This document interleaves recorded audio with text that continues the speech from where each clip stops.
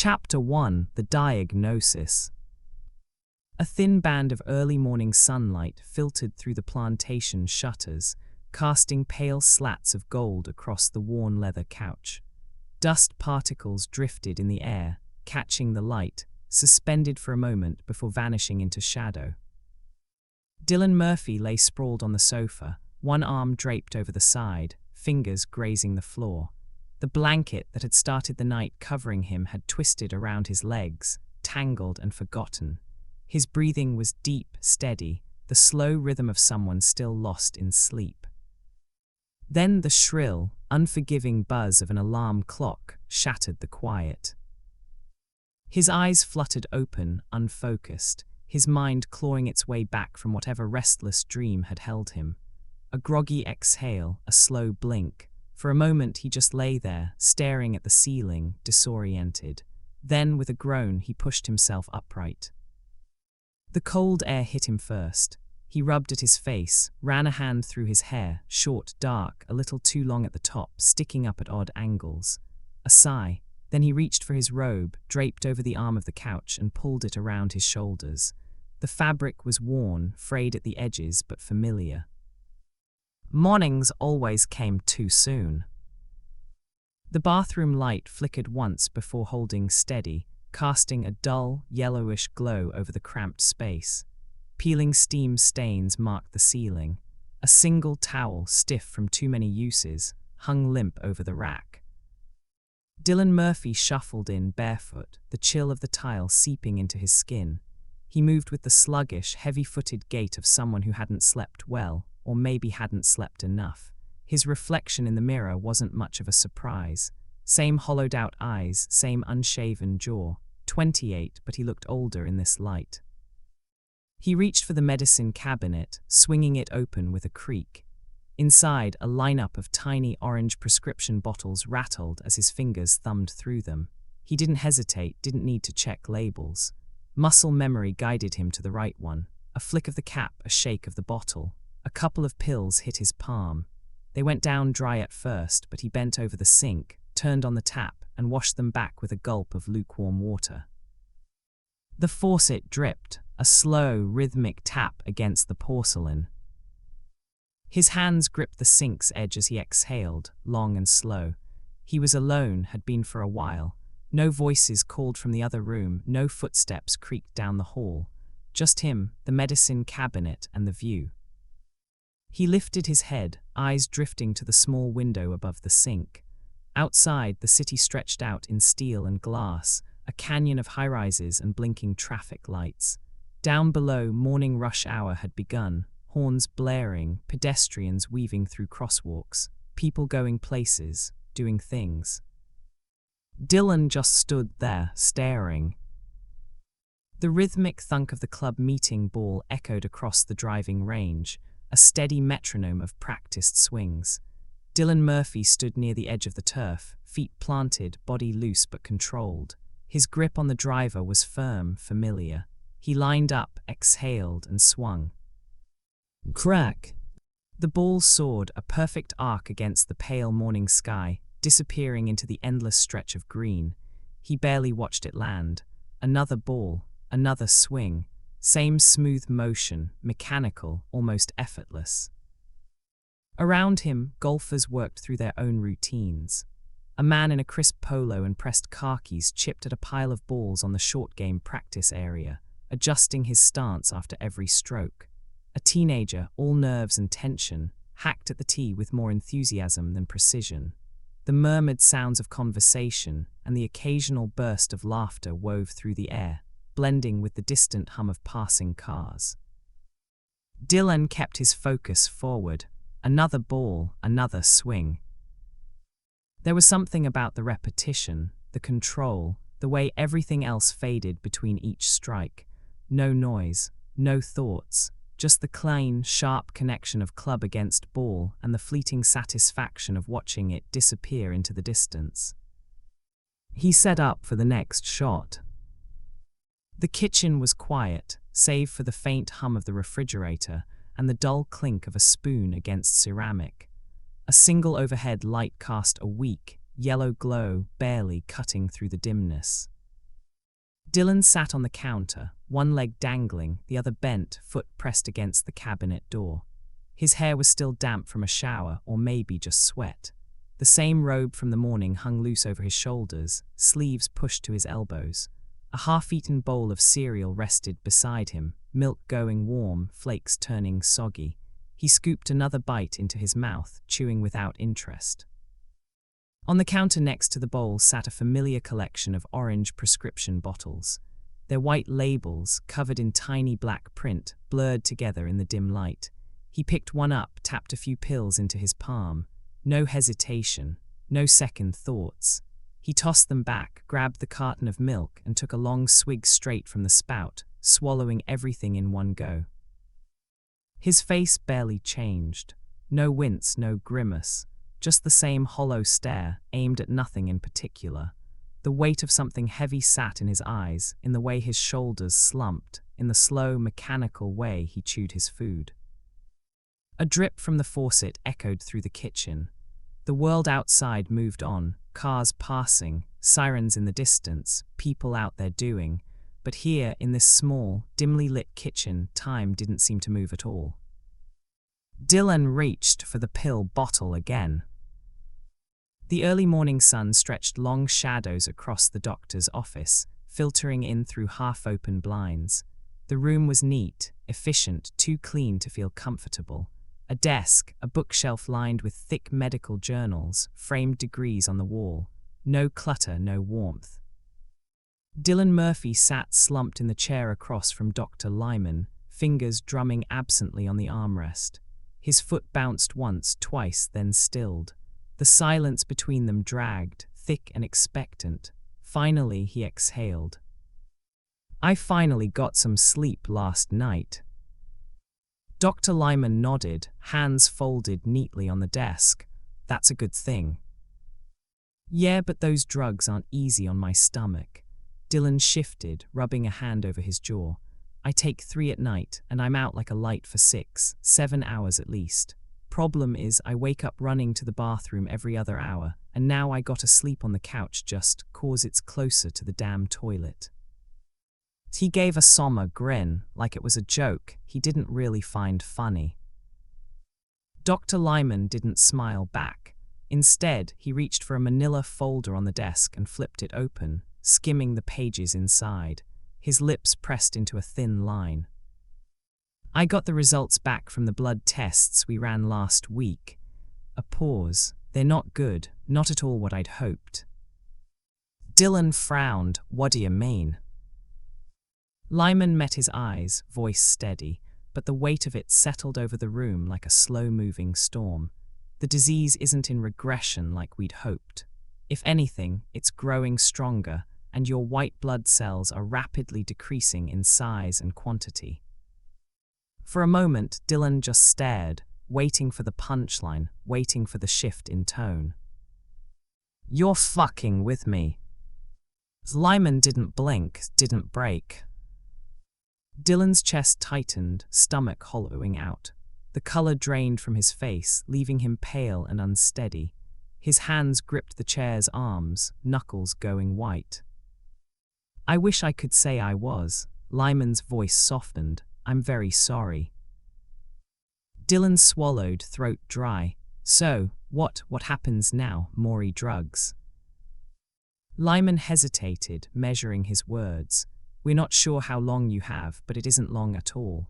Months, weeks, maybe days. It's time to start thinking about quality of life. Spend what little time you have left with family and friends." The words blurred, the office faded. Dylan's eyes drifted, locking onto the framed photos lining the desk. Smiling faces, a wife, a couple of kids. The doctor in a graduation gown, shaking hands with colleagues, caught in that same forced smile professionalism. Another frame, a candid shot, Lyman with his family, all laughter and warmth, frozen in time. The doctor kept talking, but Dylan heard nothing. He blinked, refocused. Finally he spoke, voice flat. "I don't have any family." The city bus rattled over a pothole, jostling Dylan in his seat. He barely noticed. His gaze was fixed on nothing in particular, just the blurred shapes of buildings and people rushing past the smeared window. The hum of the engine, the occasional hiss of air brakes, it all faded into the background. His reflection stared back at him in the glass. Hollow eyes, slack expression. Inside his head, Dr. Lyman's words echoed, unwanted but persistent.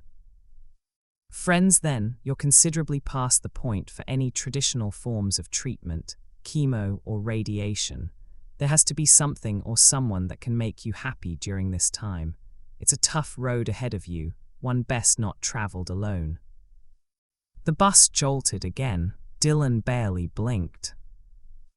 A couple of seats ahead, an old man in a wrinkled coat coughed into his fist, a deep, rattling sound. Across the aisle, a mother tried to keep her toddler from squirming out of his seat. Life went on, moving forward, pushing ahead. But for Dylan, it felt like everything had come to a screeching halt. The bus pulled up to a stop. The doors hissed open. Dylan stood, stepping into the aisle, moving on autopilot.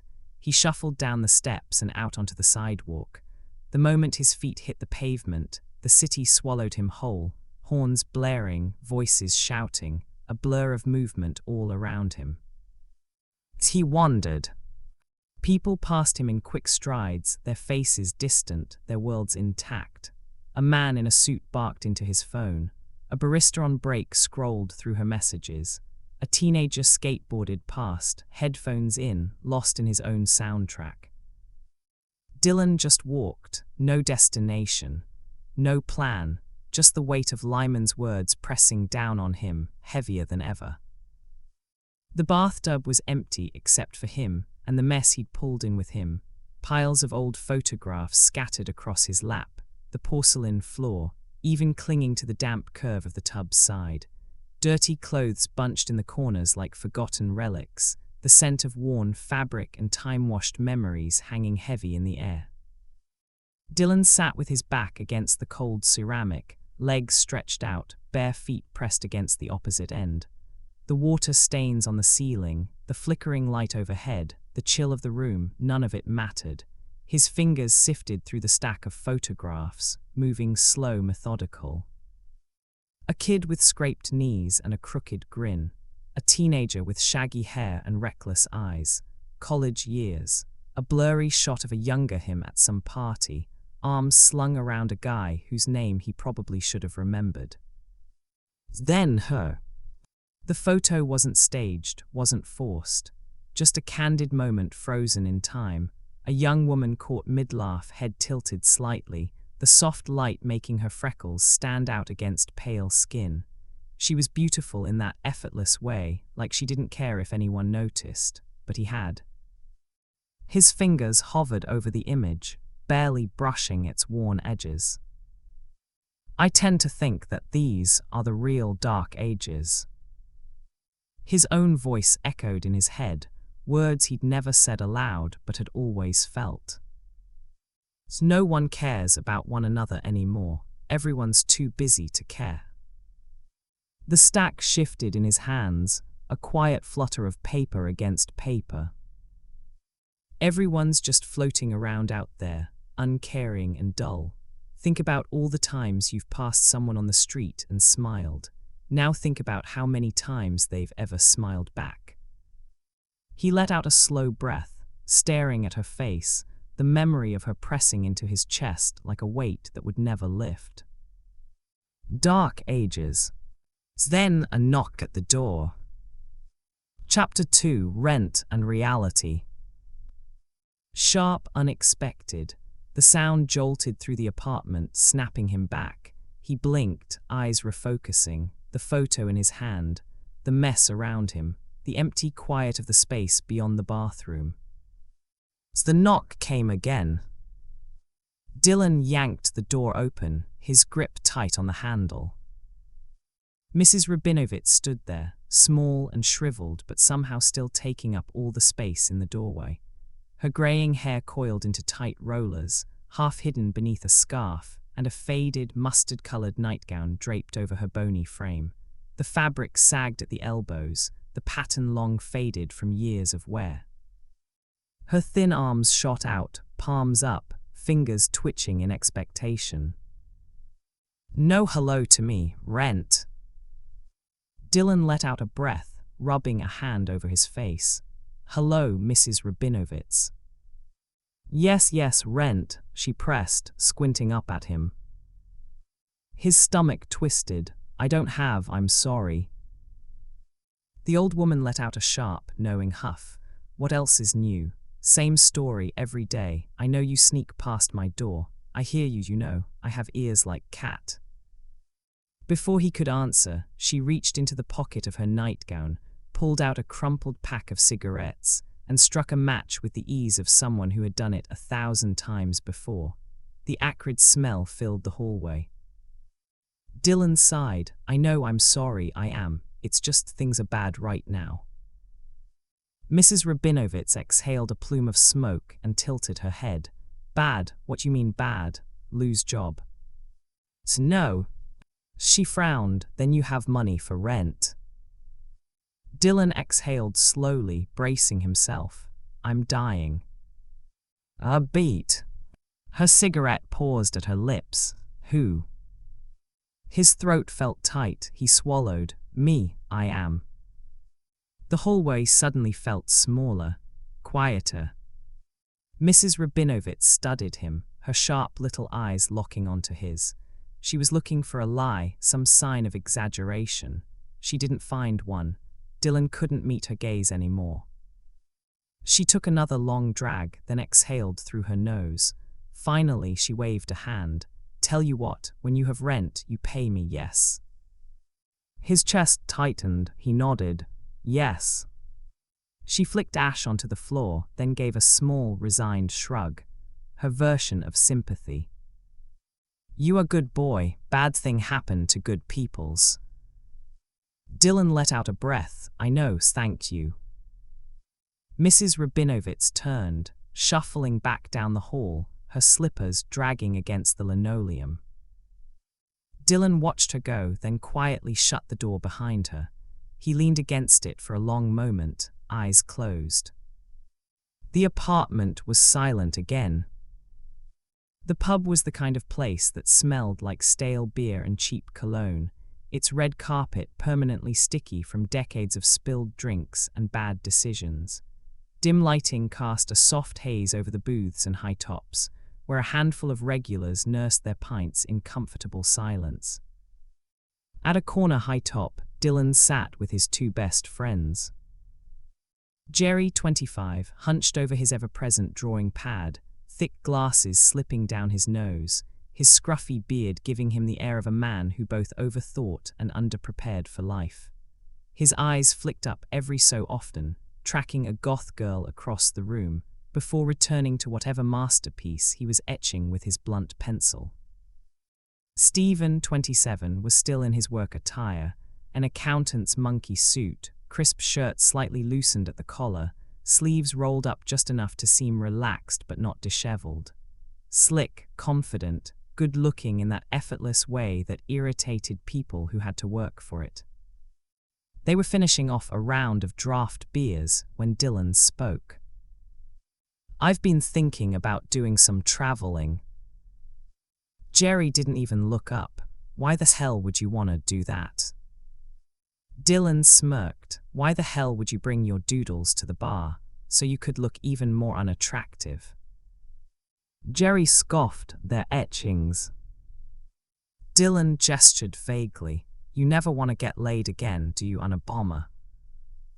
Stephen barely suppressed a grin, but his attention shifted back to the topic at hand. Traveling.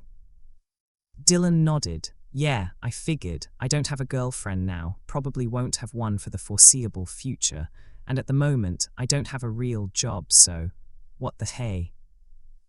Jerry didn't miss a beat. They make you take your shoes off now. Stephen blinked. What? Your shoes. The airport cops make you take them off. Stephen let out a breath. Dude, they've been doing that for like 5 years now. Where the hell have you been, Da Vinci? Jerry barely glanced up, mostly at your mother's house. Stephen snorted. She's like 100 years old. Congratulations, asshole. Jerry shrugged. I etched her in the nude. A second round of beers arrived. They clinked their glasses together in a lazy toast. Dylan leaned back. What's up with that Heidi chick? Jerry barely acknowledged the question. Oh, I ran into her the other night at the grand opening of my friend's new studio. I wasn't feeling it. Stephen raised an eyebrow. Heidi, long legs Heidi. Dylan shook his head. She's way hot. Jerry finally glanced up. I didn't even talk to her. Dylan frowned. Why would you do that? Jerry exhaled through his nose, flipping a page in his pad. Why would I do that? Because she's a bitch. Stephen groaned. Why do you have to be such a dick? Jerry smirked. I'm an artist, okay? I have a plan. I can't have attached, insecure women throwing their virginity at me. Dylan laughed. You are not an artist. You draw with a tiny pencil, and I am positive she was not a virgin. Jerry was unfazed. It's called etching, and she was. Stephen leaned forward. I'm saying this because I care about you as a friend, but it sounds to me like you're turning into a Fruit Loop. Jerry sighed, shaking his head dramatically. Don't persecute me. Stephen and Dylan exchanged a glance, grinning. Then the mood shifted. Dylan cleared his throat. Well, not to change the subject or anything, but there's a reason I asked you guys to come out tonight. Stephen picked up on the shift immediately. What's up? Jerry finally put down his pencil. Yeah, and... Dylan exhaled slowly. I went and saw the doctor today. The air between them changed. Stephen sat up straighter. Jerry's fingers hovered over his drawing pad, suddenly motionless. And, Stephen prompted. Dylan hesitated for only a moment. Well, let's see, there isn't a simple way to say this, so things are not getting better. In fact, they've gotten worse. Jerry frowned. Worse? How worse? Dylan met his gaze. A lot worse. Stephen inhaled sharply, seriously. Dylan gave a small nod. Afraid so. Silence. Stephen looked at Jerry. Jerry looked at Stephen. Neither had words. Stephen exhaled, shaking his head. Buddy, I dunno what to say. Dylan shrugged. You don't have to say anything. I just wanted you guys to know that this could be one of the last times we all get to hang out together. The words hung there, heavy, suffocating. Stephen's jaw tightened. Shut up. Dylan's voice dropped. I'm serious. Maury silence. Jerry's voice was almost hesitant. Are you fucking with us right now? Dylan huffed a quiet laugh. That's exactly what I said. Stephen ran a hand through his hair. And here we are joking about etchings and Jerry turning gay. Dylan gave a half smile. Yeah, well, that's the point, isn't it? Better to go out laughing than crying, right? He drained his beer. Then ordered another round. The night air was cool, damp with the weight of the city. The sidewalks gleamed under the streetlights, their slick surfaces reflecting the neon haze of passing taxis. Jerry had peeled off a few blocks back, disappearing into the darkness, leaving Dylan and Stephen alone to wander the desolate street. They walked in silence for a stretch, their footsteps in sync, the hum of distant traffic filling the gaps between words unspoken. Stephen finally broke the quiet. What are you gonna do now? Dylan didn't hesitate. Take my medicine, wait as long as I can. Stephen frowned. That's it. That's it. Stephen let out a short laugh, one without humor. And that's what the millionaire doctors at Valley are telling you to do, with their huge pensions and 50 medical degrees. Dylan shrugged. It's a rare blood disease. Only like 4% of the population will ever contract it. No one knows much about it, so fuck me. Stephen sighed, shoving his hands into his pockets. So that's why you want to travel? Dylan nodded. Pretty much. I don't want to die in my apartment. It's depressing. Stephen studied him for a beat. How will you know when it's time? Dylan exhaled. Lucky for me, there'll be warning signs. I'll lose my hair first, start coughing up blood, and one day I'll cough up so much. Kaput. Stephen let the weight of that settle. Holy shit. Dylan smirked. Something like that. They passed nameless bar after nameless bar, neon signs flickering, doors yawning open to spill laughter and music onto the street, but neither of them stopped. Stephen tilted his head. Are you nervous? Dylan's answer came easy. Not really. It's been 3 years of fighting this and I'm fine with it. I just want to do something, Like what? Dylan exhaled, like he hadn't really allowed himself to think about it before. I dunno, help people maybe. Stephen smirked. You help people, come on. Dylan frowned. What? Nothing. Knowed you had a tone, tell me. Stephen let out a breath. It's just, hearing you say you want to help someone, never heard that one before. Dylan rolled his eyes. Yeah, well, staring death in the face has a way of changing you, I guess. Stephen chuckled. Please, you've never wanted to help a soul in your entire life. Dylan shot him a look. Not true. Stephen didn't even hesitate. Isn't that why Deb left? Dylan stopped walking, his shoulders tensed.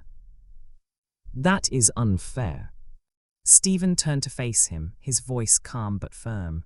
No, it's not. You're Dylan. You're cool as shit and you're my best friend, but you're Dylan. You don't give a shit about anyone but yourself, and we all know it. Deb knew it and she tried to help you. She was the only one you would have changed for, but you waited too long. Dylan's jaw tightened. You're so full of it. Am I? Stephen took a step closer. Look, whenever we go out I have a blast, but everything has to be on your terms or you don't play ball. Even Jerry, high off his ass Jerry, has said that. Dylan scoffed. But you call me to hang out all the time. Because we're friends, all of us. Stephen's voice softened. Now, I dunno if you're just afraid or scared or whatever, but if it makes you feel better to help someone before all this is over, then do it. Help as many people as you can, but if you should be honest with anyone, it should be me. A pause, then Stephen squared his shoulders. You're gonna call her, aren't you? Dylan forced a smirk. You charge by the hour. Stephen held his gaze, serious now. D if you die. It's when I die. Stephen exhaled sharply. If you die, I dunno what I'm gonna do. Dylan looked at him, the streetlight casting long shadows over his face. Then he gave a small, tired smile. I know, he clapped Stephen on the shoulder. Jerry never picks up a tab. Dylan stretched out on the couch, the glow of the city sneaking in through the blinds. His phone pressed against his ear, his breath barely audible. Hello. Her voice soft, familiar. Hey Deb, it's me, how you doing? A pause, then clipped wary. Why are you calling me Dylan? Across town, Deb leaned against the record store counter, the neon sign humming above her. Vinyl sleeves stacked behind her, the faint buzz of conversation in the background. Now, she said, after all this time you want to talk. Dylan let out a short chuckle. I know, crazy, huh? Little bit, a pause. Are you drunk? No, not drunk. Hi. No, not that either. Then what? Dylan stared at the ceiling, The cracks in the plaster forming shapes his mind was too tired to decipher. Actually, I just wanted to hear your voice, as strange as that sounds. Deb shifted against the counter. The store's kinda busy, so. I know I won't keep you long, Dylan exhaled. It's just that, my condition, it's gotten worse, and there's a chance that I won't make a recovery from it. I just thought you would want to know. Silence, then. Oh my God, Deb whispered. I'm so sorry. Dylan nodded, even though she couldn't see it. Thanks, I didn't want to scare you or anything. A beat, then, is there anything you need? Anything I can do? No, I'll be all right. His voice softened. I just wanted to tell you that I'm sorry for screwing you over the way I did. You didn't deserve it, and I'll always regret saying those things. Another pause, long until. I know you are, she said. It's okay, I'm over it. Dylan swallowed. You are? Yep. Something twisted in his chest. All right then, you should get back to work now. I'll call you if anything changes. Please do. Good luck, Dylan. The call ended. Dylan stared at the phone in his hand, jaw tightening. He tossed it onto the coffee table, the plastic clatter sharp in the quiet room. He sank back against the couch, the weight of the conversation pressing into his ribs. And then muffled voices.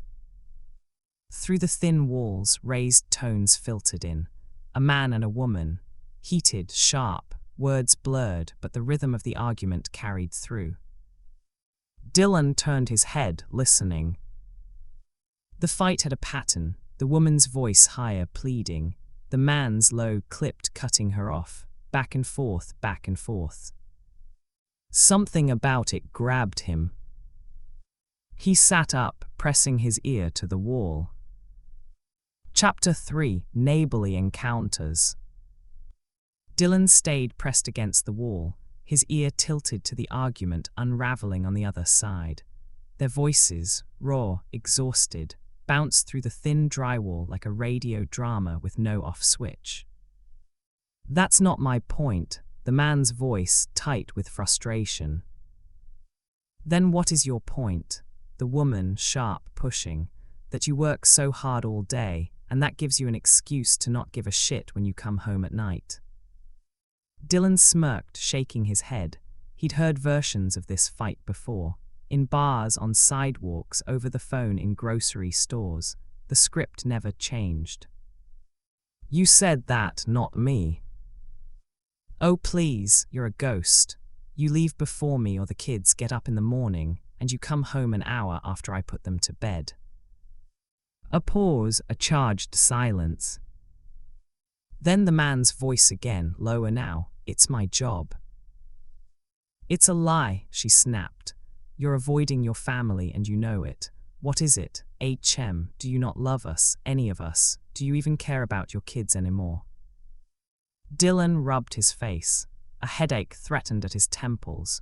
He didn't know these people, but the emotion in the woman's voice dug under his skin. Don't ask me stupid questions. Because you sure as hell don't act like it. A chair scraped. Maybe he stood up too fast. Maybe she was pacing, throwing her hands in the air. Look how you're acting right now, the man shot back. It's late and I'm tired, and all you do is come at me with a list of nagging questions. You do this all the time. It's nagging. All the time. Dylan sat up, cracking his neck. He could picture it too clearly. The guy standing there, tie in hand, staring at her like she was a problem to be managed. So that's what I do, she pushed. Nag you. Yes, get off my back, all right. I provide for this family the only way that I know how. If you don't like it, you can find the door. Dylan blinked. That was a sharp pivot.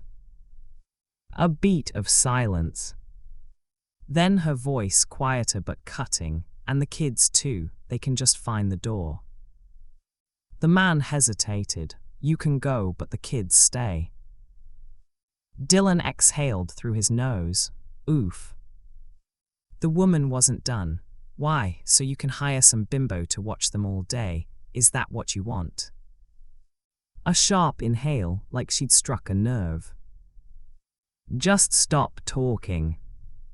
I will not stop talking. Then, bang. The unmistakable slam of a door. Dylan winced. He knew that sound, a full-body frustration slam.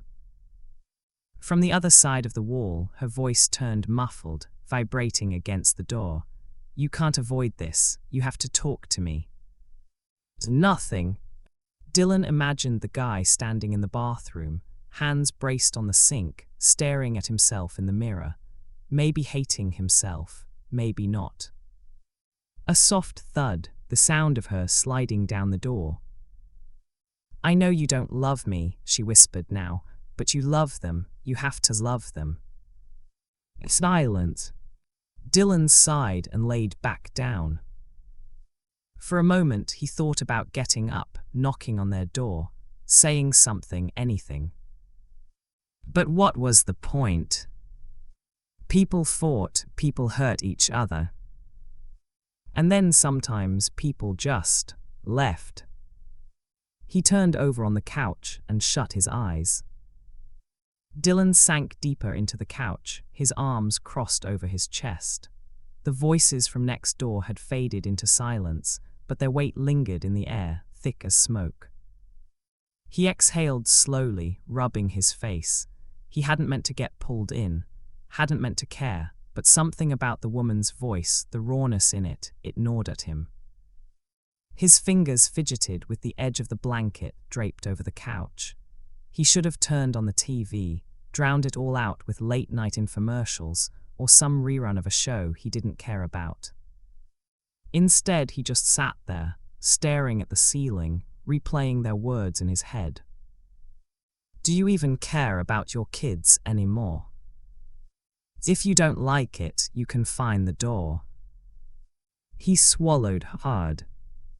Dylan knew what it was like to be left behind, to be someone's afterthought.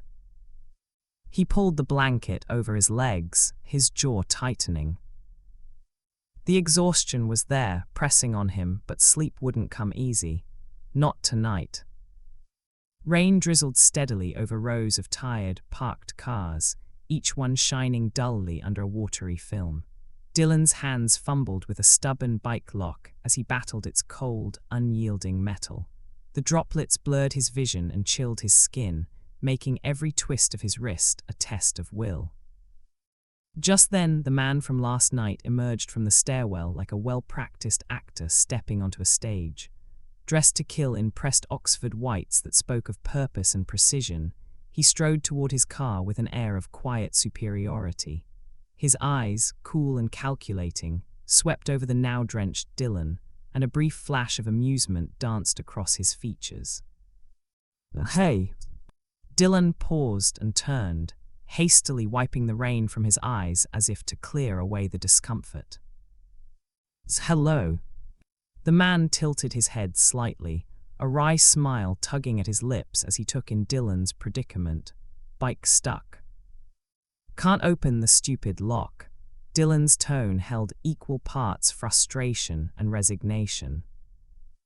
Where are you headed? The man inquired, his voice smooth and teasing amid the steady patter of rain. Just downtown. I got a doctor's appointment in an hour. The man's gaze narrowed for a fraction of a second, as if weighing the importance of this unexpected encounter. You live in the building. I do, I'm on 6. A brief silence fell between them, punctuated only by the drizzle and distant city sounds. Then, almost as an afterthought, the man offered, downtown, I can take you if you want. Really? Dylan's voice carried a mix of hope and wariness. Yes, but you're gonna have to make up your mind. I'm late.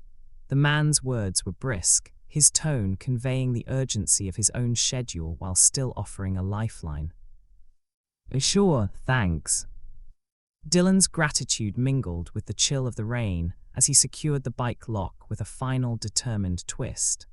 In that fleeting moment beneath the muted sky, two very different lives intersected, a brief, unexpected kindness amid a day that had already been soaked in struggle.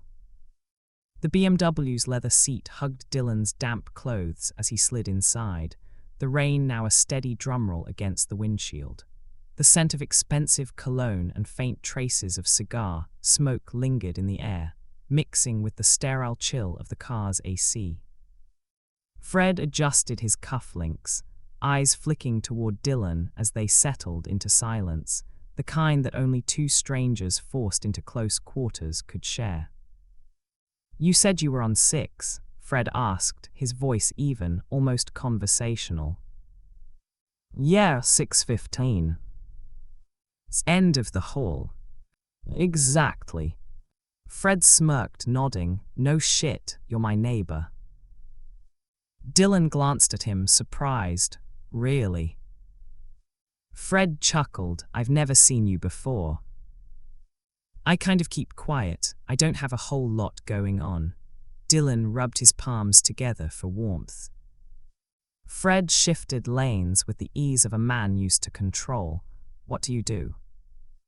Dylan hesitated. "I don't have a job at the moment. I'm a freelance writer." "Hard to find projects." "Haven't really been looking, to be honest with you." Dylan let out a dry laugh. "How about you? What do you do?" "Investments. I monitor funds for whales."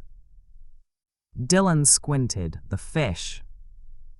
Fred smirked. "No. In my line of work, whales are people who own their own companies or are just wealthy in general." "Oh, so like the opposite of me." "Maybe so." They shook hands, a formal gesture in an informal moment. "I'm Fred." "Dylan. Good to meet you." The rain pounded harder against the windshield as the wipers swept rhythmically. Dylan leaned back. "How about that landlord, huh? What a nightmare." Fred shrugged. "She wants her rent." Dylan scoffed. "I never understood how she ended up running a pretty classy place." "Her father owned it. He died 5 years ago. Cancer, I think." Dylan nodded, the pieces clicking together. "It all makes sense now." "She's a bitch, but she's harmless." "My friends think she came on to me once." Fred grinned. "Did she?" "I dunno." Fred arched a brow. "Did you hit it?" Dylan blinked. "Did I hit her?" Fred laughed. "No, not hit her, hit her." "Oh God, no, that's just wrong, man." Fred chuckled, joking. "That's nasty." The BMW glided into a tunnel, the city's glow disappearing behind them. Shadows stretched across the dashboard. Dylan exhaled. "For a second there, I thought you were serious." Fred smirked. "You said you were going to the doctor." "Yeah, gotta get some blood work done. Nothing major." Fred's lips pressed into a thin line. "I hate doctors." "You and me both." The silence stretched, this time more comfortable. Fred tapped his fingers against the wheel. "You'll have to stop by sometime and meet the family. I mean, I'm not home much, but they are. My wife will treat you to some dinner." Dylan cocked his head. "How big's your family?" "2 kids. Boys, girls. One of each, the perfect batch, you know." Dylan nodded. "I hear ya." "What about you? Ever been married?" "Nah. And close." Dylan hesitated. "Sort of." She broke it off. Fred glanced at him. "What did you do?" Dylan frowned. "I didn't do anything." Fred smirked knowingly. That was probably the problem. Some guys do too much, others do too little. It's a paradox, a never-ending cycle of bullshit and drama. Dylan chuckled. "Is it really that bad?" Hell yes, you'll get there. Dylan shook his head. I dunno about that. I still haven't gotten over the last chick that dumped me. Fred gave a half shrug. Lot of fish in the sea. Dylan snorted. I keep pulling up brodies. Fred raised an eyebrow. Fisherman. My father used to take me out on the lake when I was little. Fred nodded. Dating is a lot like fishing. Dylan smirked. It's boring. Fred grinned. It takes patience. And beer. Fred chuckled. It's all about how long you can sustain. Eventually, you find something good, even in this vast ocean of baggage. Dylan exhaled, a slow smirk tugging at his lips. When you say it like that, it almost sounds like a good time. Fred's smile faded, and then you die. The words hit Dylan harder than they should have. His stomach twisted. He turned toward the window, watching rain blur the neon lights outside. No avoiding that, I guess, Dylan muttered. Guess not. Back to silence, the kind that settled deeper than the rain. The doctor's office smelled like antiseptic and resignation. A faint hum from the fluorescent lights above droned over the muffled sounds of paperwork shuffling outside the room. Dylan sat on the examination table, his fingers laced together, his gaze unfocused. His head felt heavy, like he was wading through thick air. The door clicked open. Dr. Lyman entered, clipboard in hand, his white coat crisp, his expression practiced. How are we feeling? Dylan blinked. I feel like shit, but I can't speak for you. Lyman exhaled a short laugh through his nose, amused but unsurprised. Headaches. Yeah. Dizzy spells. More or less. Dylan rubbed his temple. I'm having a hard time doing normal things. Lyman glanced up from the clipboard. Like what? Dylan let out a dry breath. This morning, I couldn't open my bike lock. Lyman nodded, jotting something down. That's all part of the process. Dylan tilted his head, unimpressed. Is there something you can give me for it? No. Dylan scoffed. Why not? The doctor set the clipboard down and folded his arms. We've given you pills to sleep. Then we gave you pills to wake you up. We've given you pills for pain, and then pills that allow you to feel. The body can only take so much of one thing. Dylan's jaw tensed. So no pills. I'm afraid not. Dylan sighed, shifting in his seat. He reached into his back pocket, pulled out a Ziploc bag and held it up. Inside, thin, dark strands of his own hair, clumps of it. Lyman's expression remained neutral, but his eyes flicked to the bag for a beat too long. How long has it been? Since yesterday. Dylan swallowed hard. It's coming out in chunks. Lyman exhaled through his nose, slow and measured. I figured. The disease is progressing quicker than I originally hoped. Dylan blinked. Hoped. Lyman met his gaze. Yes. I thought you people were supposed to be objective. Lyman sighed. We're still human. Dylan flexed his fingers, staring at the bag in his hands. I've got a sink full of my hair back at my apartment. I know this is hard, Lyman said, voice softer now, but try to stay positive. Dylan nodded, but it wasn't an agreement. It was an acknowledgement, just another thing to add to the list of impossible tasks. In the sterile half-light of his bathroom, Dylan peered into the medicine cabinet mirror. The reflection was a study in exhaustion, bags, dark and cavernous under his eyes, every crease on his face etched in a language he no longer understood. His fingertips roamed over his skin as if searching for a familiar landscape in a foreign land. It's been 4 days since I found out I was going to die, and not die as in, there's an outside chance. No, it's way past that. The words reverberated in his mind. He ran his fingers through what remained of his thinning hair, the strands slipping away like vestiges of his past. Another internal refrain emerged. 4 days since I heard, you're definitely going to die, no doubt about it. Almost mechanically, his hand reached for a pair of hair clippers lying on the counter. With a decisive flip, he switched them on, the low, insistent buzz filling the quiet space. Methodically, he shaved his head nearly to the skin. Streams of hair cascaded into the porcelain sink, each lock a silent testament to the unraveling of a lifetime's worth of wasted chances. As the clippers fell silent, Dylan turned them off and let his palm drift over his freshly shorn scalp, seeking some semblance of comfort in the smoothness. His thoughts dripped out as steadily as the falling hair. Wasted chances. Beyond the thin walls, a low, indistinct rumble drifted in, a heated argument between Fred and his wife. The voices were muffled, the words lost in a tangle of anger and sorrow, yet their presence reminded him that life's discord was never far away.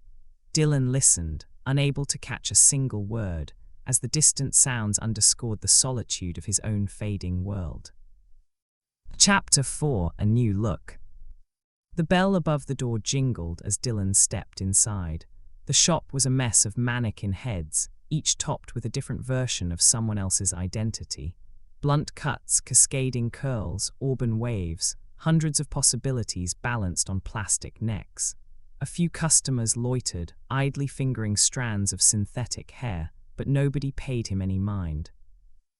He kept his head low, the brim of his Yankees cap shading his eyes. His turtleneck felt too warm, too suffocating, but it did the job of keeping him incognito. He moved along the aisles, hands in his pockets, pretending to browse. A voice, soft but certain, broke his focus. "You looking for anything specific?" Dylan turned toward the counter. The girl speaking to him had a cute nose and a scattering of freckles across her cheeks, but it was her eyes that caught him, sad, like she'd seen something that never quite let go. "Sort of," he muttered. "It's for your girlfriend, wife." "Not exactly." "Gag gift." Dylan let out a small, humorless smile. Without a word, he pulled off his cap. The overhead lighting caught the smooth plane of his freshly shaved head. The girl's face softened. "Sorry, I didn't know." "Don't worry about it." She hesitated before speaking again. "Well, unfortunately, this is a women's wig shop." "You don't have anything for guys?" "No, sorry." Dylan exhaled through his nose, disappointment settling in. "Damn." "But I do hair." He looked up. "You do hair?" "Yeah, I style all the wigs in the shop. I could probably come up with something if you'd like." Dylan studied her, then reached into his wallet and pulled out his driver's license. He held it out to her. "Here, this is what I used to look like. Got something like that." She took the card, examining the tiny photograph. "Sure, I can do that." Dylan hesitated, maybe a little longer. "I always wanted longer hair." She smirked. "Whatever you'd like." A beat passed between them, an unspoken understanding settling in. "Great," Dylan said. "So how do we do this?" She motioned toward the back of the shop. "Come on back." Dylan followed as she led him into the fitting room. Dylan ran his fingers through the sea of wigs, pulling one free at random. He tossed it on, a curly, blonde mess, and turned toward the mirror. "Well," he asked, striking a ridiculous pose. Sheila glanced up from her work. "You look like an extra from an 80s soap opera." "Perfect." He swapped it out for another, jet black, shoulder length, far too elegant for him. Sheila smirked as she snipped away at the wig in her hands. "You having fun over there?" "I don't get out much," he admitted. "This is the highlight of my week." She chuckled, shaking her head. These all yours? Dylan asked, running his hand over a bob cut. I've worked on all of them, she said, but no, they're not mine. How'd you get into wigs? Went to school for it. For hair. Yes, for hair, she said, mimicking his tone. Dylan grinned. I went to school for television media. Sgon air. Writing. She raised a brow. A writer. It's not at the moment. At the moment, I don't really do much of anything. She laughed. At least you're honest. A beat. So why'd you shave your head? You're not a Nazi, are you? Dylan smirked. I wanted to try something new. And no, I am not a Nazi. Something new? Yeah, why? She paused, considering. Just seems far-fetched. Dylan shrugged, pulling a neon green mohawk from the shelf and sliding it on. What about this one? Make my face look fat. She glanced up deadpan. No, your stomach does that just fine by itself. He snorted. Nice one. Here, sit. Dylan stepped over and sank into the chair. Sheila moved in front of him, placing the wig on his head, adjusting the bangs with practiced ease. What do you think? He asked. She stepped back, tilting her head. I like it, very cute. Dylan smirked. You think I'm cute? She shot him a look. I didn't say that. I was talking about the wig. Touché. She worked in silence for a moment, focused, her fingers brushing against his scalp as she adjusted the fit. Dylan watched her, an attraction growing, subtle but present. So, she said finally, what's the real reason you need the hairpiece? Dylan hesitated. You don't want to know. I asked, didn't I? He sighed. Fine, I have a disease that's causing me to lose my hair, so to combat that I shaved it off. Self-preservation type thing. She stopped. A flicker of something crossed her face. Surprise, maybe sympathy, but she didn't linger on it. I'm sorry to hear that, she said softly. Dylan met her eyes in the mirror. Don't be, I'm sure you have enough problems of your own. She studied him for a second longer, then finished up, stepping back. All right, what do you think? Dylan picked up the hand mirror, tilting it to inspect his reflection. The hair looked natural, like his own, if his own had stuck around. He nodded. I like it, you. She smiled. Fits well, I think it works. Dylan turned to her, returning the smile. Okay, I'll take it. Dylan slid a few bills across the counter. Sheila punched the total into the register, dropped the cash inside, and handed him back his change. Gonna wear it out? She asked, nodding at the wig. Dylan smoothed a hand over his new hair. Why not? Have a great one, enjoy.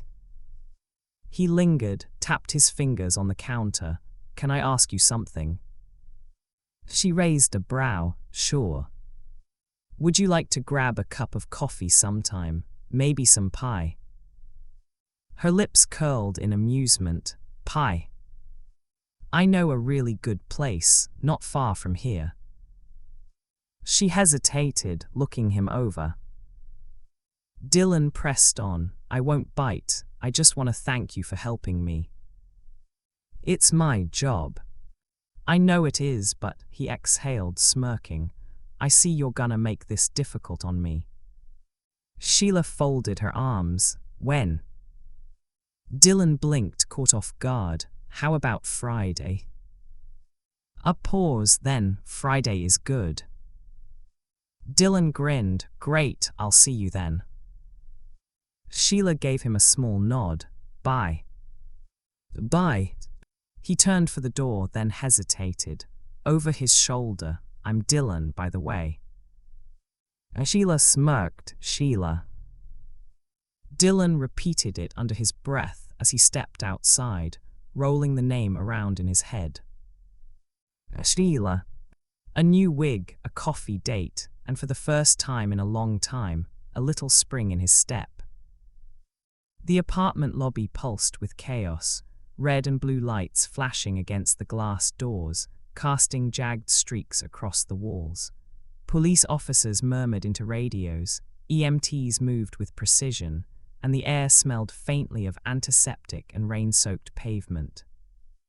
Dylan pushed inside, eyes darting from one frantic face to another.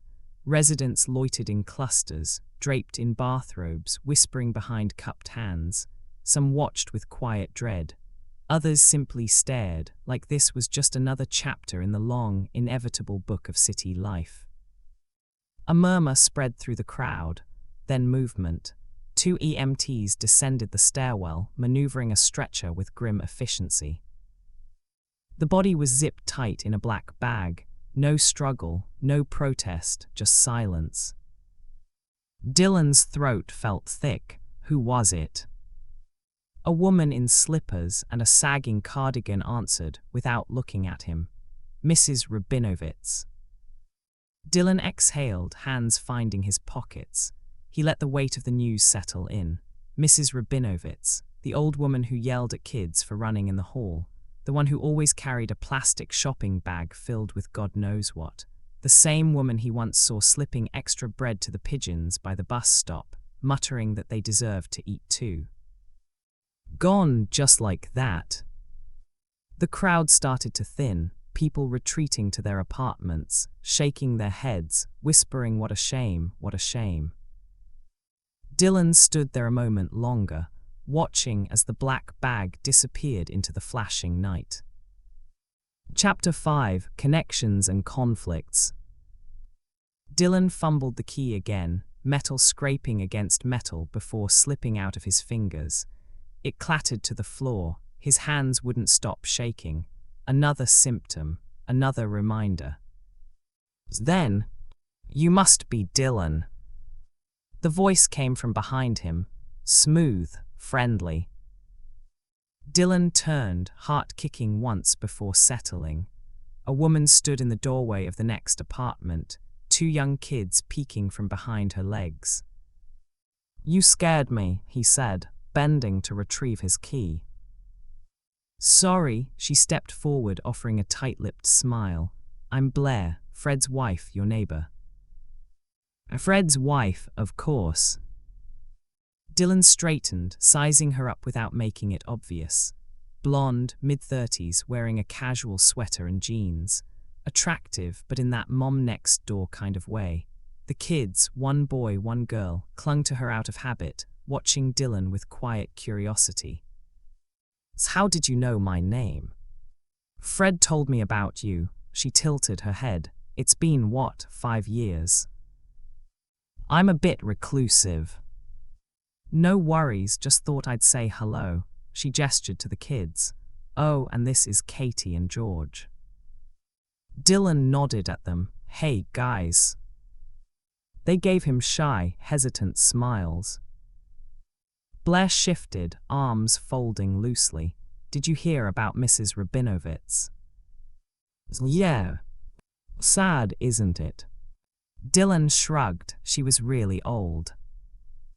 Blair frowned slightly. She seemed nice. And she was. A pause. "I wonder who's gonna take over the apartment now that she's gone."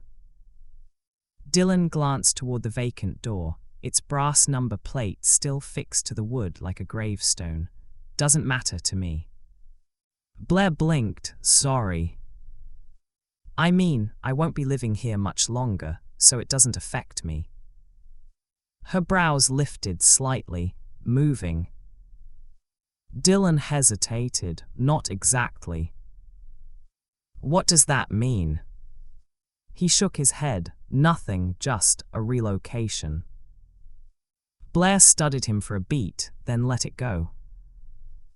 "I don't want to sound forward, but if you're free later, I'm making dinner. Fred won't be home, so there'll be extra." Dylan shifted, rubbing a thumb against the edge of his key. "Is he cool with that?" Blair smirked. Why wouldn't he be? I dunno, you and me together in your apartment. She arched a brow. My kids are home. Good point. Either way, just come on by. She turned, nudging the kids inside. Say goodbye. Bye, they chirped in unison. Dylan forced a small wave. See ya. Blair smiled, then shut the door behind her. Dylan stood there for a second, alone in the dim hallway. He exhaled, clenched his fists to stop the trembling, and finally pushed his way into his apartment. Dylan sat on the edge of his couch, flicking through the pile of unopened envelopes stacked haphazardly on the coffee table. Bills. More bills. Final notices stamped in red, their urgency meaningless now. He turned one over in his hands, running a thumb along the serrated edge. What's the point? He tossed it back onto the heap and leaned back, rubbing his face. The apartment was silent except for the faint hum of the fridge, the occasional creak of the old radiator. Then, a scent drifted through the wall, warm, rich, and unmistakably homemade. Something good was cooking next door. The soft glow of mood lighting bathed the cherry wood kitchen table in a warm amber hue, its polished surface reflecting the gentle clink of glass and the residue of an already finished meal. In this chef-style kitchen, a space that exuded the true taste of wealth, Dylan and Blair sat across from one another, a half-empty bottle of wine standing as mute testimony to their evening together. Dylan broke the silence with a wry observation. Your apartment is much nicer than mine. Blair's reply came lightly, almost playfully. Spare no expense. Dylan sighed, his eyes drifting over the immaculate surroundings. I wish I had a kitchen this nice. Come to think of it, I wish I had anything this nice. Blair's smile softened the edge of his longing. Oh, stop. Seriously, he insisted, the word hanging between them like a confession. After a brief pause, Blair shifted the subject. So, how did you meet Fred? He gave me a ride downtown last week, Dylan replied, his tone even as he recounted the encounter. Really? Blair's voice held a note of surprise. Yeah, why? Blair shrugged nonchalantly. No reason. Dylan grinned, teasing. There had to be a reason. You said it like I had a third nipple on my forehead. Blair laughed softly, then countered with a hint of reproach. It's just that's not the Fred I know. Dylan leaned forward, eyebrows raised in mock incredulity. What, giving someone a ride? Doing anything for anyone but himself, she shot back, her tone sharp enough to cut through the pleasant ambience. He seems like a great guy, Dylan ventured, genuine optimism threading his words.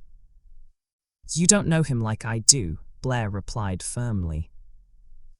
That's true, but the little I do know seems fantastic, he said, a sincere note undercutting his earlier levity. Blair glanced at the clock on the wall before asking, What time is it? Almost 9, Dylan answered, his gaze briefly flitting to the darkening window beyond. Blair's voice dropped as she continued, a trace of melancholy threading through her words. And he's still at work and hasn't even called to let me know if and when he's coming home. The kids are in bed, he hasn't read them a bedtime story in at least 7 months. An awkward silence settled between them. Sorry to hear that, Dylan murmured. Story of my life, Blair replied with a bitter laugh. Dylan's tone softened as he offered a small consolation. Your life, to me at least, doesn't look all that bad. Blair shook her head slowly. It's not bad, it's different than I expected. It's different than I thought it would be when I was younger, when Fred and I first met. Such is life, Dylan replied quietly. Blair turned her attention back to him. What about you? He echoed her question, a brief pause in the conversation. What about me? Her eyes searched his face as she pressed. Your life, is it everything you'd hoped it would be? Dylan leaned back in his chair, exhaling deeply as he drained his glass.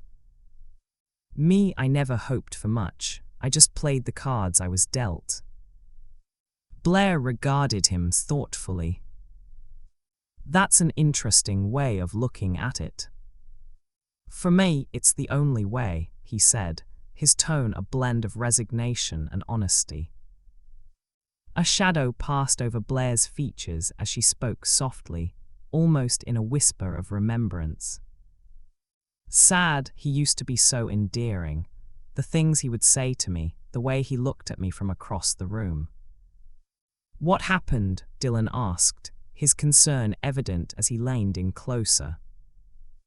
The money, success, probably both. It changes who you are whether you or not you want it to. The little notes stopped being left, the nights got longer, the weekends weren't ours any longer. It was all work all the time, Blair explained, her voice heavy with regret. Dylan countered gently. But that money bought you all this stuff, and you have 2 cute kids. Blair's eyes flashed with a mix of anger and sorrow. I don't want things, I want my husband, and I might as well be a single mother. I'd be shocked if Fred even knew their middle names. Dylan started to protest, but Blair cut him off. How it's possible, me either, but I can assure you it is very, very real. I'm living proof. Dylan pushed his chair back abruptly, as if distancing himself from the raw admission. Please don't take this the wrong way, but it's probably not my business to get involved in your marriage and family life. You barely know me. Fred barely knows me. Blair's tone softened in response. I know. No offense, he added quickly, eager to steer the conversation toward lighter ground.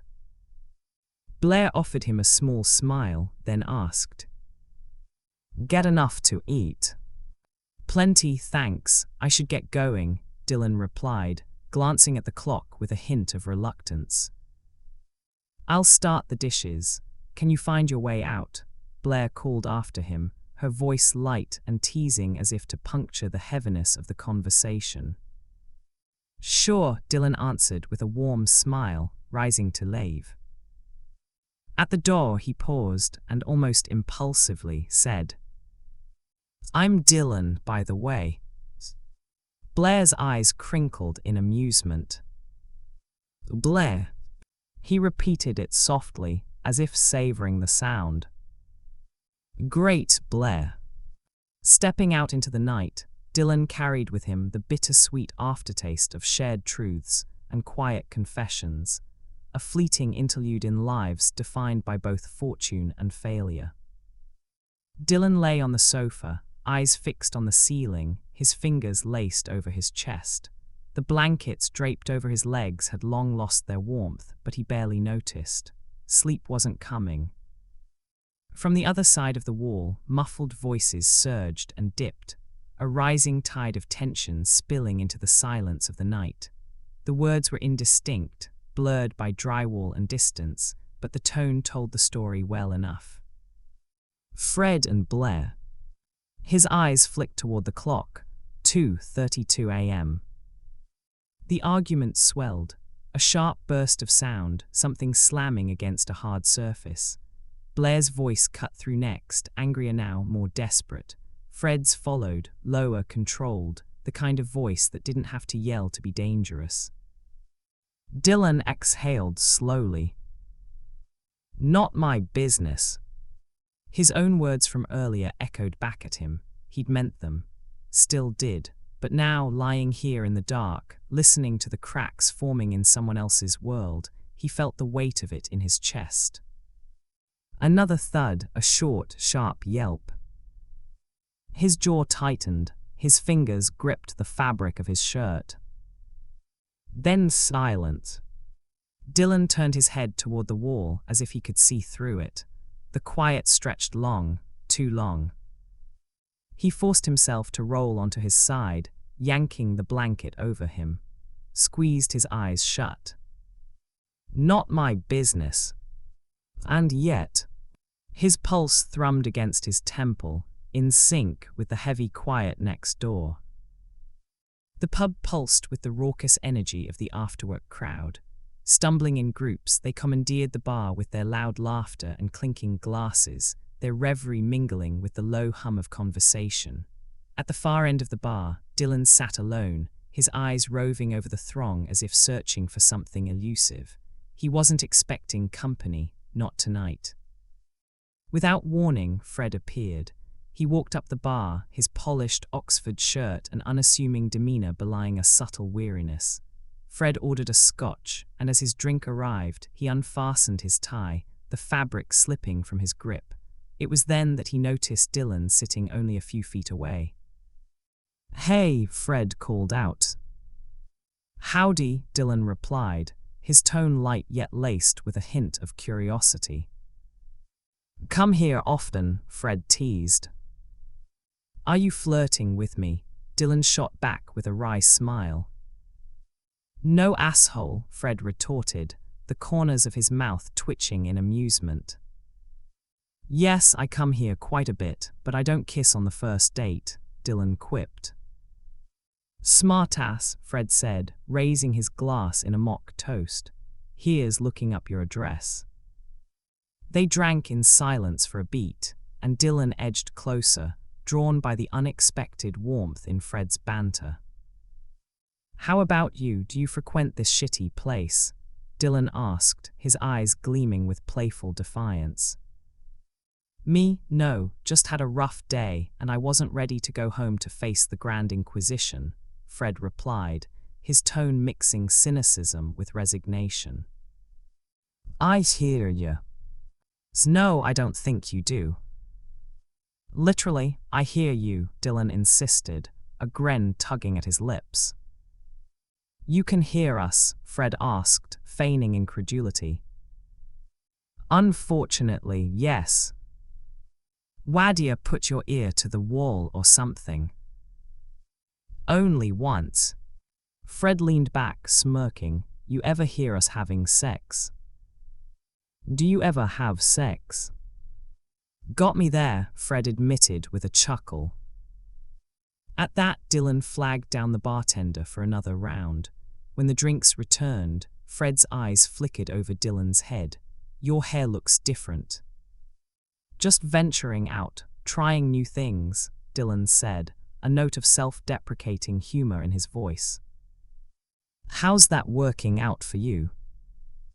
"Got a date out of it." "Really? Why am I that bad looking?" "No." You sounded shocked. "I've been out of the game for a long time. I have no idea what girls want out of a guy these days. Maybe it's ugly hair." They clinked glasses again, the sound punctuating a brief lull in their repartee. The conversation shifted as Dylan leaned forward. "Your wife, Blair." "Yes, I know her name," Fred interjected. "Right, well, she had me over for dinner the other night." "Yeah. I hope you don't mind, and I didn't want you to think I was trying anything." "It's fine, I told her to invite you." "Why did you do that?" "Because you seem lonely, Dylan." "I'm not lonely. I can see it on your face." "Okay, Mrs. Cleo." Fred burst into a playful accent. "Call me now for your free tarot card reading." "Nice, all joking aside, she told me a bunch of shit." "Like what?" "Don't get mad." "Okay. I mean it." "Fine. And you can't hit her or anything. I'm insulted. Dylan's eyes darkened as he lowered his voice. I heard you guys argue a few times. It's angry and it's loud and it scares the shit out of me. Will you just tell me, please? She's unhappy. No shit, Sherlock. She said she doesn't care about the money and the things in your apartment because she just wants her husband back. Does any of that mean anything? No. Damn. I mean it does, but I can't do anything about it. Why not? You wouldn't understand. Try me, man. You're not married, so. Forget that, tell me. It's over your head. You're afraid. There was a long, weighted pause as the laughter died down, and then Fred's words came, flat and final. I don't love her anymore. For a moment, the world around Dylan slowed.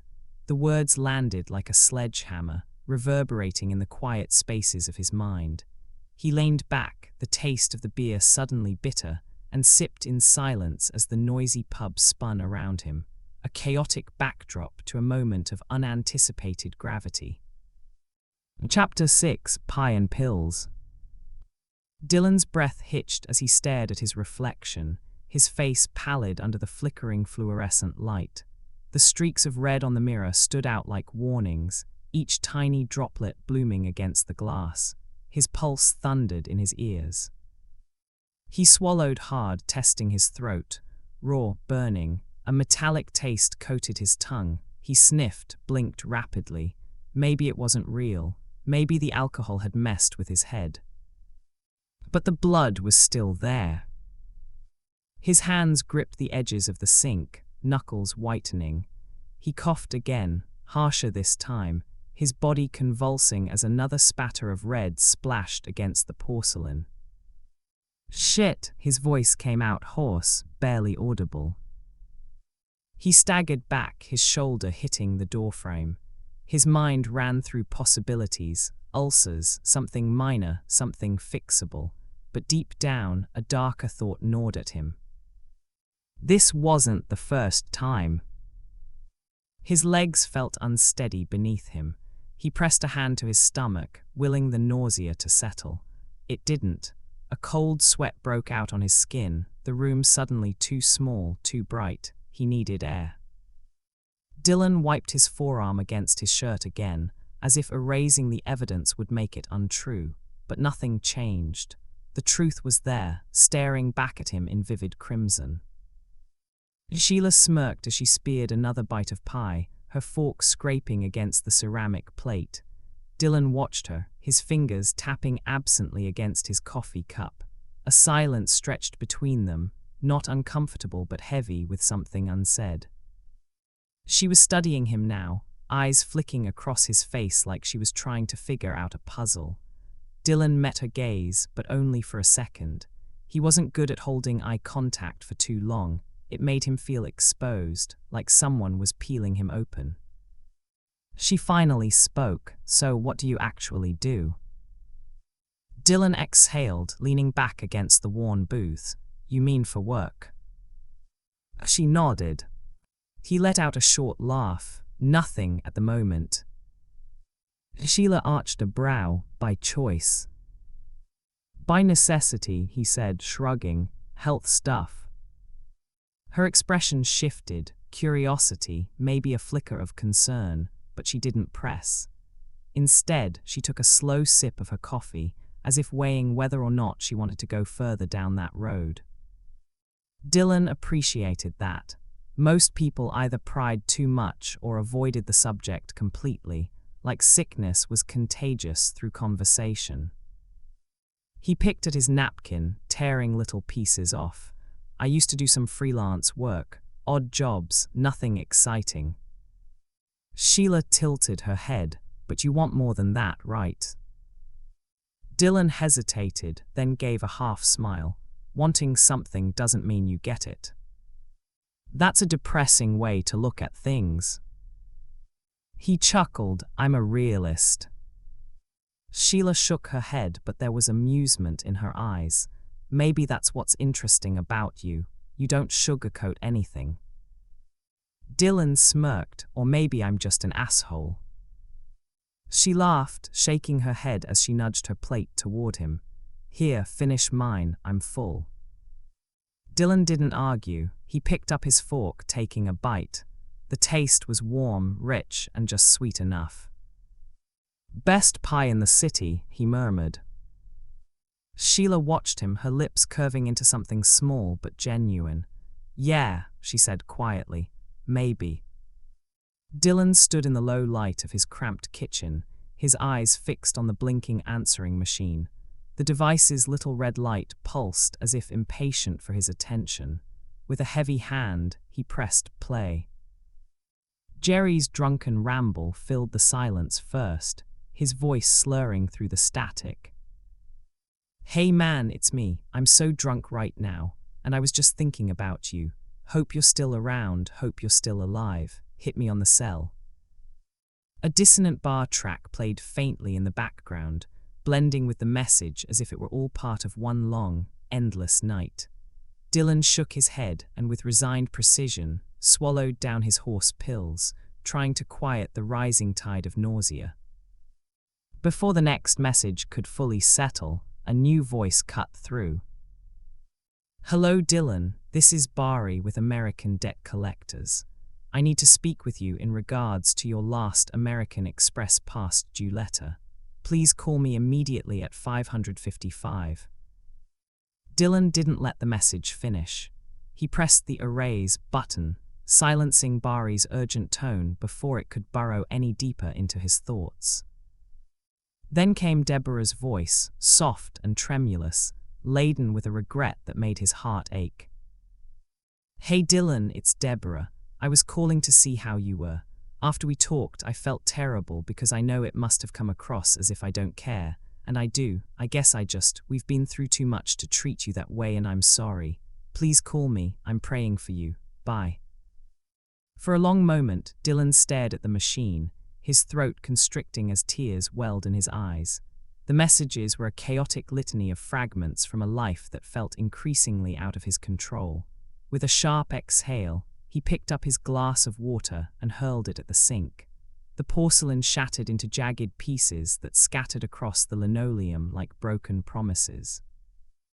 Now you call, right? He muttered to the empty room, his voice rough and bitter. He shuffled over to the counter, where a mountain of old photographs lay in disarray, faded snapshots of his parents, memories of a time when hope still whispered through the halls of his mind, and a few pictures of Deborah, the one person who had once meant something more. His hands, still trembling from the earlier fit of anger and despair, gathered the photos of Deborah with a solemn kind of determination. Carefully, he placed them into an old, dented pot that had long since been shoved under the stove. Not a week ago, you called tonight. Perfect timing, he whispered, his voice hollow. He struck a match and with an almost ritualistic calm, tossed it into the pot.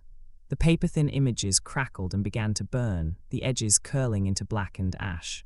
He watched, eyes distant yet intensely focused, as the flames consumed the ghost of a past he had been too afraid to fully confront. Enough now, he murmured, as if declaring a fragile truce with his own pain. Overwhelmed by the raw surge of emotion, Dylan sank to the cold, unforgiving kitchen linoleum. His body shook with quiet sobs as he fumbled with the remnants of his identity. Slowly, deliberately, he peeled off the wig that had become both a mask and a symbol of his desperate attempt at reinvention, and ran his trembling hands over his bald head, bare, vulnerable, and honest. In the quiet aftermath, his thoughts spilled out in a choked whisper, echoing in the dark corners of the room. It's been 20 days since I was told I was going to die. I let her go tonight. I finally let her go. I didn't just burn pictures, I burned her ghost. It's haunted me for a long time. Not anymore. Chapter 7, Coming to Terms. The gymnasium was dimly lit, its fluorescent lights casting a pale, washed-out glow over the rows of white folding chairs, half-filled seats, people shifting uncomfortably. A low murmur of coughing punctuated the air like an unspoken reminder of why they were all here. Dylan sat near the back, arms crossed, posture stiff. Beside him, Stephen slouched, legs spread, eyes flicking over the program in his lap, coming to terms with death. The words looked too formal, too neat for what they really meant. Up front, a frail woman stood at the podium, clutching a microphone with trembling fingers. She spoke, but the words didn't reach them. Her voice cracked, her eyes wet. Stephen leaned in. This shit is depressing. I can't believe I'm here right now. Dylan side-eyed him. It's a church. Watch the language. Sorry. Don't apologize to me. Apologize to God. Stephen tilted his head upward, deadpan. Sorry, God. Dylan smirked but didn't say anything. Anyway, he added, I told you that you didn't have to come. Stephen exhaled through his nose. I wanted to. Rough, isn't it? Makes me not want to come to terms. Stephen tapped his fingers against the chair's metal frame. It's important you hear this. Why? I dunno. Dylan turned to him. Then why'd you say it? Stephen sighed. I'm trying, all right. The woman at the podium broke down, covering her face with one hand as her shoulders shook. A few people moved to her side, offering tissues and soft touches to her arm. Dylan swallowed hard. This is bad. Very. A heavy pause. Stephen's voice dropped lower. How you been feeling?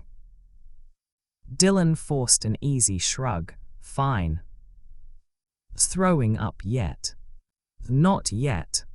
Stephen's eyes stayed on him. Dylan kept his expression smooth, but the lie sat heavy between them. Stephen shifted in his seat. Yeah, how was that date? Dylan hesitated, then cracked a half smile. It was good. She said she found me attractive. Stephen raised an eyebrow. She did. Dylan groaned. Why does everyone say it like that? Stephen grinned, just saying good for you, but how does that work? Dylan frowned. What do you mean? You date her, then you start to like her. That's how it works, right? I already like her. Stephen pointed toward the front of the room. Does she know about all this? Dylan's mouth opened, then closed. A little. Stephen's expression flattened. A little. She knows, a beat. I think she knows. She knows enough.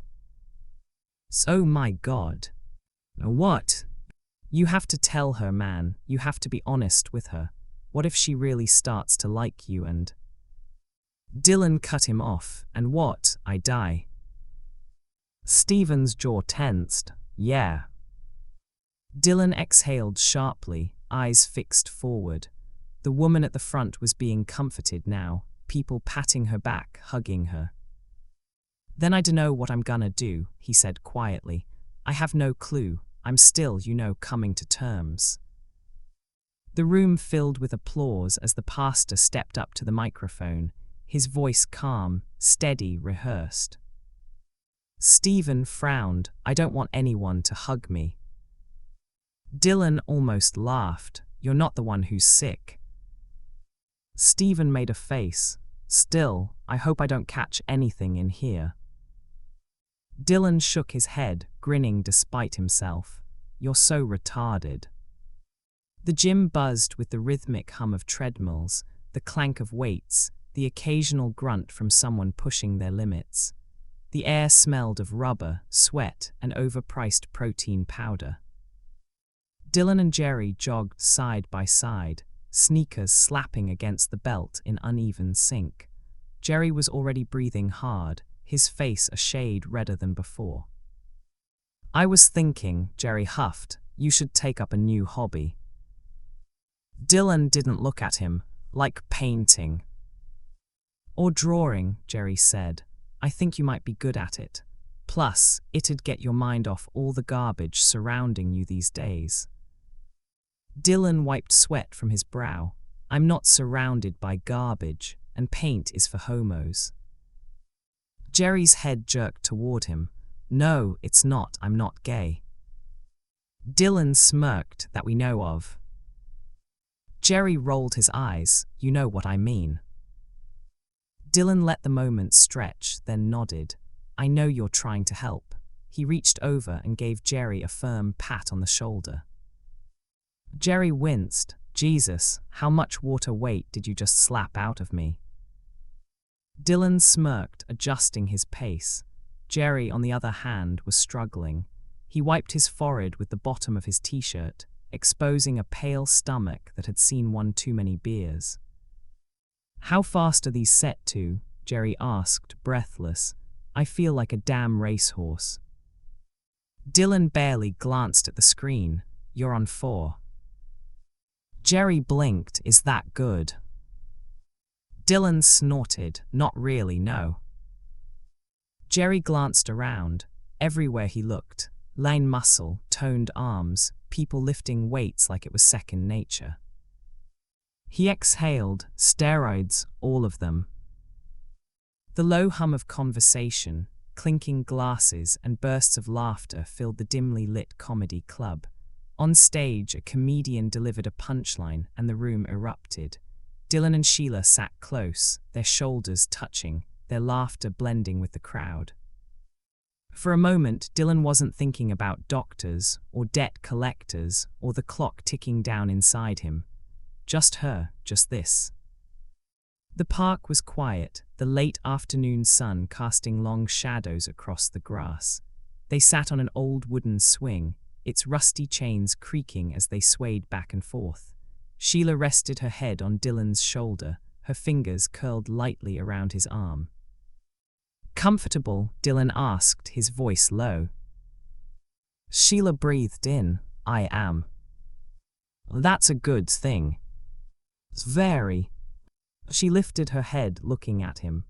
The soft wind shifted her hair, a few strands catching in the sunlight. He met her gaze, neither of them spoke. Then she kissed him.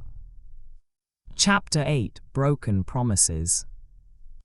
Fred sat on the worn leather sofa, sleek glasses glinting in the low light as his fingers danced over the keys of his laptop.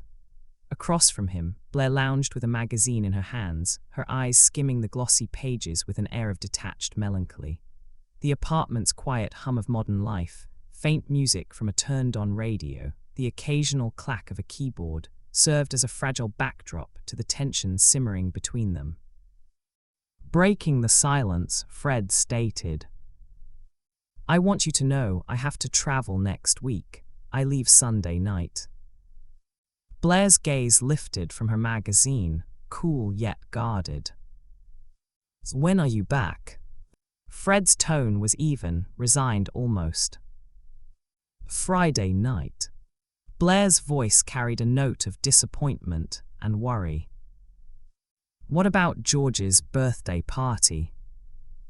Fred's reply was curt. What about it? You won't be here for it. Blair's words hung in the air, heavy with unspoken implications. Fred's lips pressed into a thin line as he countered. That's what I said. Blair's eyes flashed with a mixture of exasperation and tenderness. I think you should tell him yourself. Fred's fingers paused on the keyboard. He understands. Blair cut in sharply, her tone laced with maternal authority. No, he doesn't. He's a little boy. Fred leaned forward, his expression hardening. So me telling him is gonna do what? Blair's voice dropped to a near whisper, but the accusation was clear. It's gonna show him who you really are. Fred frowned, confusion and hurt mingling in his eyes. Which is? Blair's reply was cold and precise. It's the bad guy. A long silence stretched between them before Fred finally murmured. I can't get out of it, I already tried. Blair's tone was incredulous. Did you? Fred fixed her with a hard stare, his jaw set in determination. Yes. Blair scoffed, the word bitter on her tongue.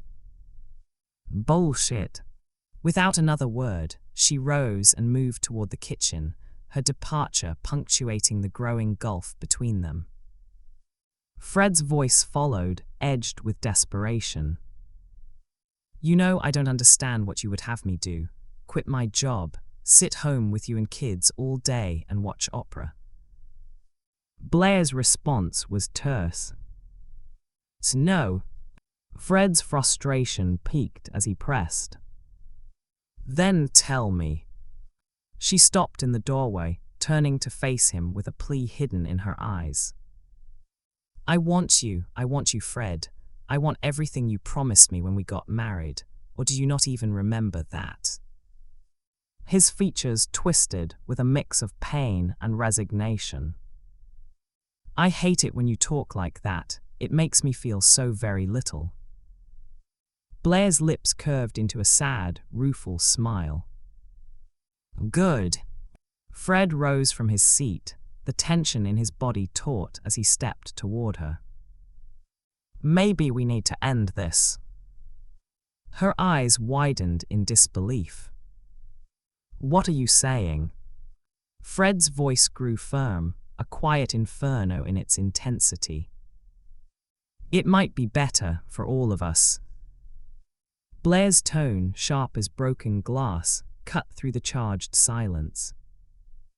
Divorce, I can't believe you. Fred's reply was unyielding. Believe it, I can't do this anymore. Blair's words came out in a clipped, furious burst. You can't do this anymore.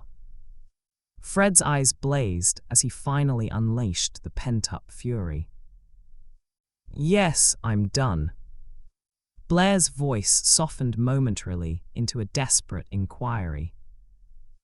Is there someone else? I've never asked you that, but tell me the truth right now. Is there another woman?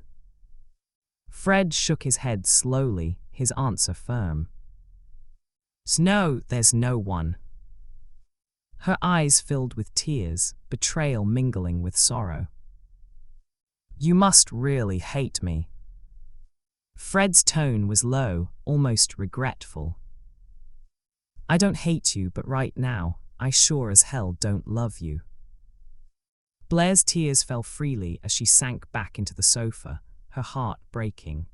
Without another word, Fred turned and disappeared into the adjoining room, leaving her to gather the shattered remnants of their promises in the silence of the night. The apartment was dimly lit, the flickering glow of the television casting restless shadows along the walls. Dylan lay sprawled on the worn-out sofa, his body sinking into the cushions like dead weight. His wig lay discarded on the floor beside him, a silent reminder of the war being waged within his body. He raised a glass of water to his lips and took a slow sip. Then came the cough, one sharp, gut-wrenching hack that forced him forward, another, then another, violent, chest-deep convulsions that raked through his body like jagged knives. No blood this time, a small mercy. Still it hurt, each exhale felt like trying to breathe through broken glass. He pressed a hand against his chest, desperate to steady himself to ride it out, but the coughing refused to let go. It rattled through his ribs, left his throat raw, stole what little air he had left. His fingers fumbled for the prescription bottle on the coffee table. He popped the lid open with a practiced ease, shook out 3 pills, and tossed them back dry. His head hit the armrest as he swallowed, eyes clenching shut against the burn in his lungs. One final cough ripped through him before the medication took hold. The pain dulled, his breathing slowed, and the world blurred at the edges. He let go. Let the drugs pull him under, past the agony, into the quiet. The wig shop smelled like synthetic fibers and cheap hairspray, the air thick with the artificial scent of plastic and perfume. Shelves line the walls, stacked with mannequin heads wearing wigs of every shade and style, sleek blonde bobs, wild auburn curls, jet black cascades of straight hair. Some glossy, some matte, some so real they almost fooled you. Dylan and Sheila leaned against the counter, balancing takeout cartons in their hands, chopsticks spearing noodles between them. The fluorescent lights overhead buzzed faintly. Sheila chewed, swallowed, and asked, "What are your parents like?" Dylan barely paused between bites. "They're dead." She blinked. "Really? When?" "Mom died 5 years ago, Dad a few years after that." She twirled a strand of lo mein around her chopsticks, considering. "That's sort of romantic." Dylan let out a dry laugh. "They were divorced. They fucking hated each other. My mom used to say my dad was the devil. What's that say about me?" Sheila smirked. "That would make you a bastard." "Technically, yeah. I'm sure she didn't hate him that much." "No, she did." He shook his head. "And it wasn't one of those cute divorces where they pretend to be friends afterward. It was a war, full-on bloodshed." Sheila set her carton down. "Are you serious?" Dylan picked at a piece of broccoli with his chopsticks, shrugged. "I spent my whole adult life at funerals and testament readings. 5 years, and I still haven't cried about her." She studied him. "Why not?" "No clue, just haven't." "You need therapy." "Maybe." He popped a bite into his mouth, chewed slowly. "But I cried when my dad died. Go figure. I cry for the abusive workaholic with the short fuse, but not for the Mrs. Cleaver knockoff."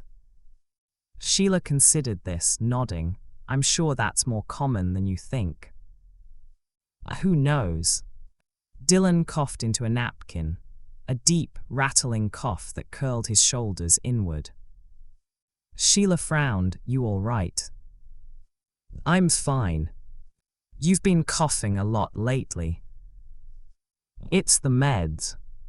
She hesitated. "You gonna tell me what's really going on with you?"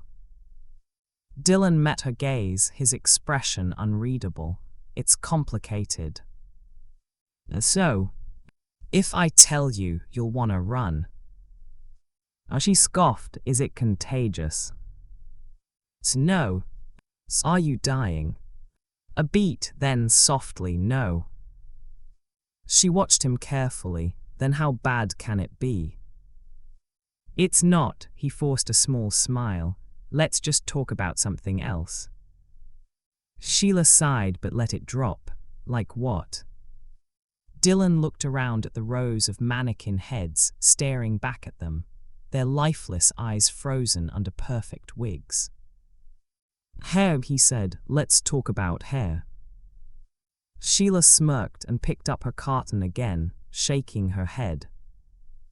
Chapter 9: Separation.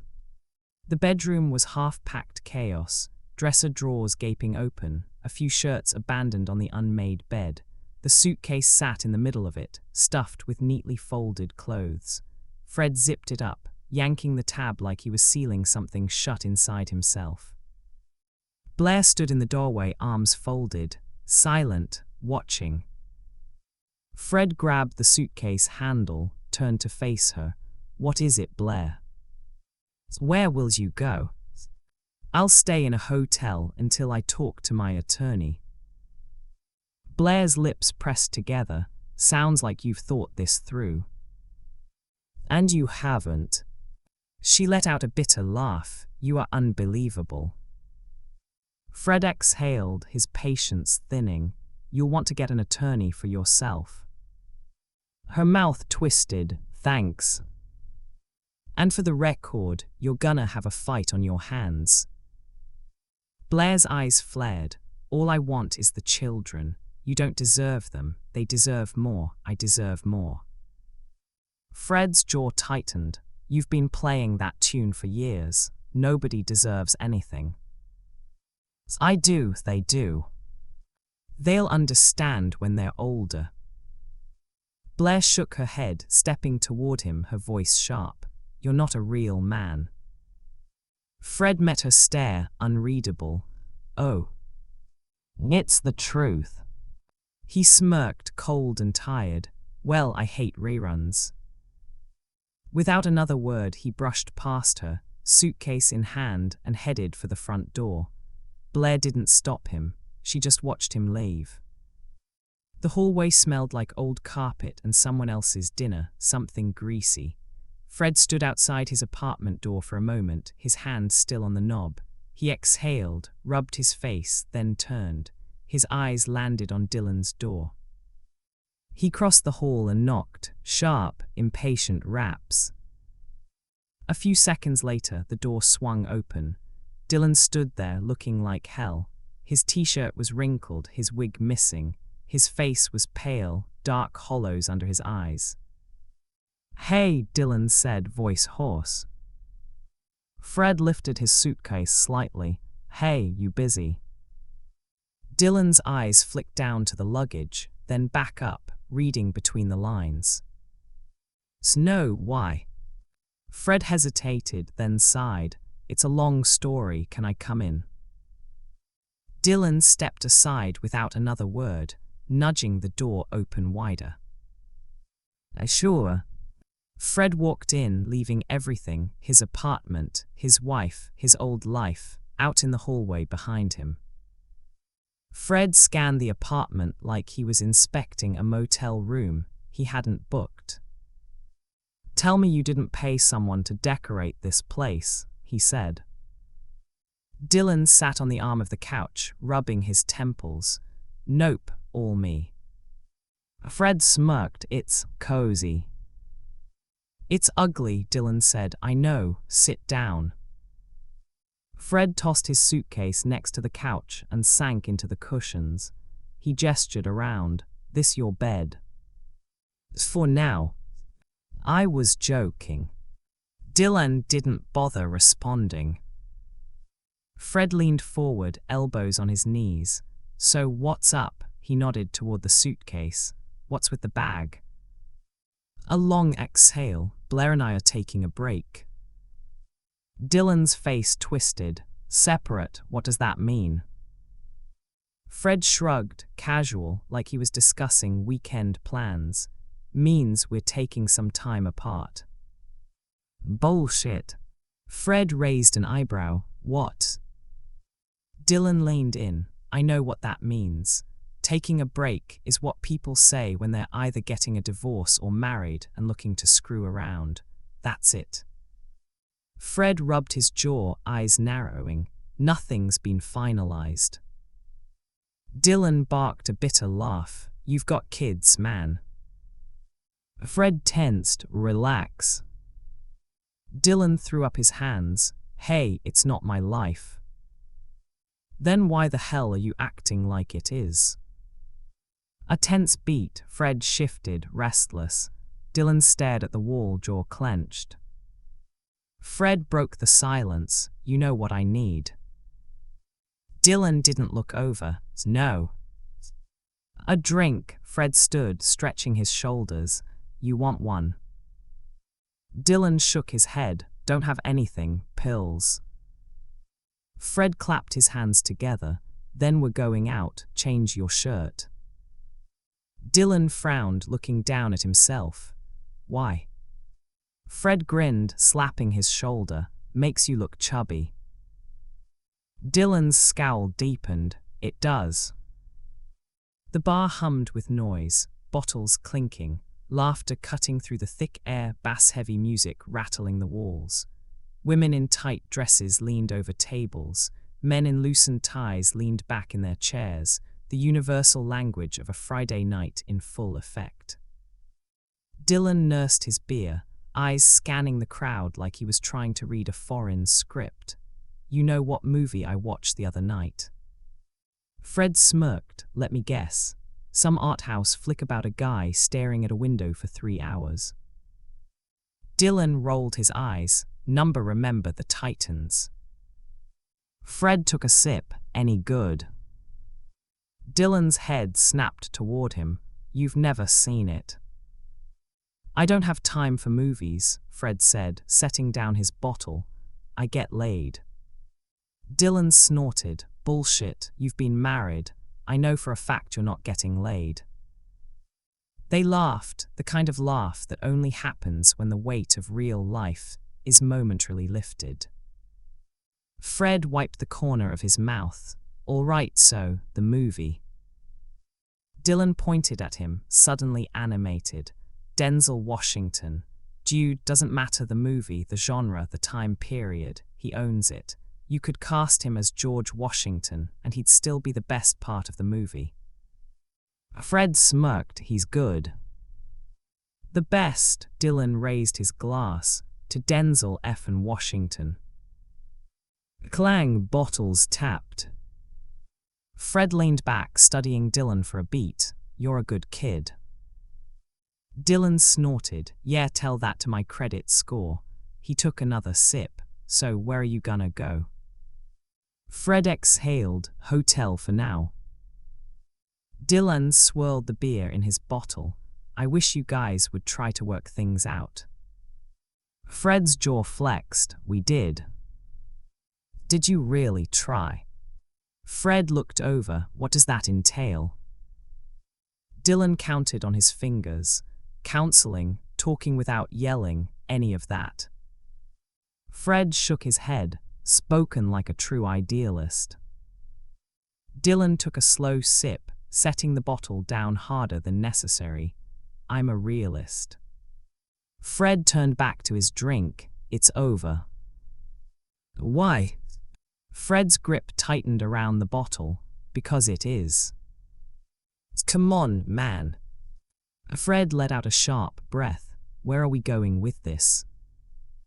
Just talk to her. And that, right there, was one push too many. Fred slammed his bottle on the counter. Jesus, Dylan, forget it. I don't love her anymore, you got that. We're not good together. She deserves more and I'm not willing to give it to her. Blunt enough for you. Dylan's face was unreadable. Sure. Fred shook his head, fingers raking through his hair. Why do you care so much anyway? Dylan hesitated. When he finally spoke, his voice was quieter, like the words had weight. Because I look at you and I see my father, and I look at Blair and I see my mother. Fred frowned. They fought like cats and dogs, Dylan continued, voice even. Hated each other until the day they died.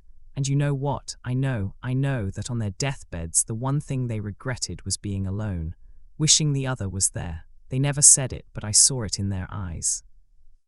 Fred watched him carefully. They took the easy way out. Divorce, said they never loved each other. A lie. There had to be a time you and Blair loved each other.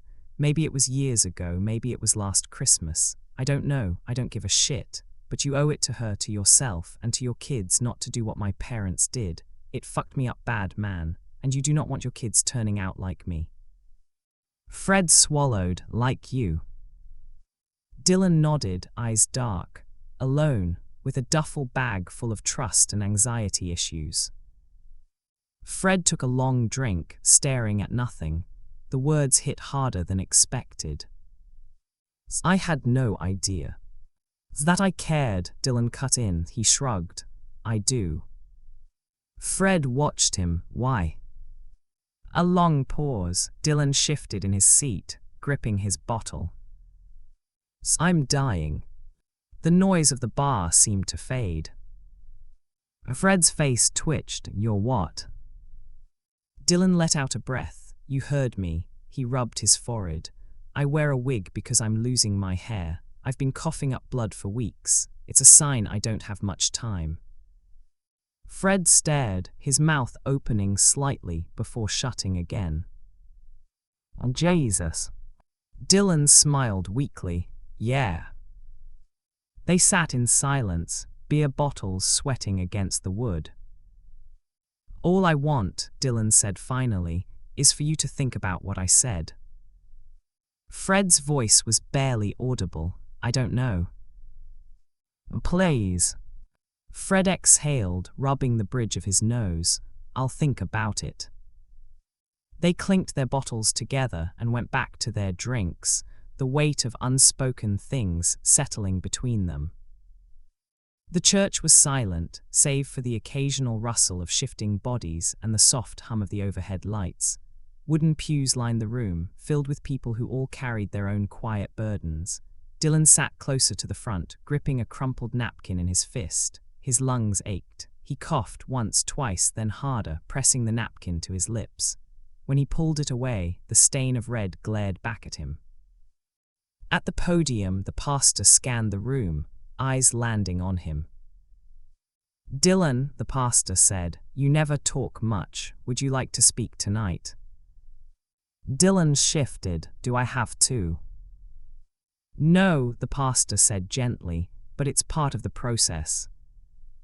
Dylan sighed. "Okay." He stood, exhaling sharply, and turned to face the crowd. Eyes met his, expectant, patient. Strangers bound together by loss, by grief, by the ticking of a clock none of them could control. He didn't see him, but Stephen stood at the back, leaning against the doorframe, arms crossed, listening. Dylan swallowed. His mouth was dry. "Hello," he said. "I'm Dylan." He hesitated, his pulse rattling in his ears. "It's been 50 days since I was told I was going to die." He gave a short, humorless laugh. "Sucks, I know." A few people shifted in their seats.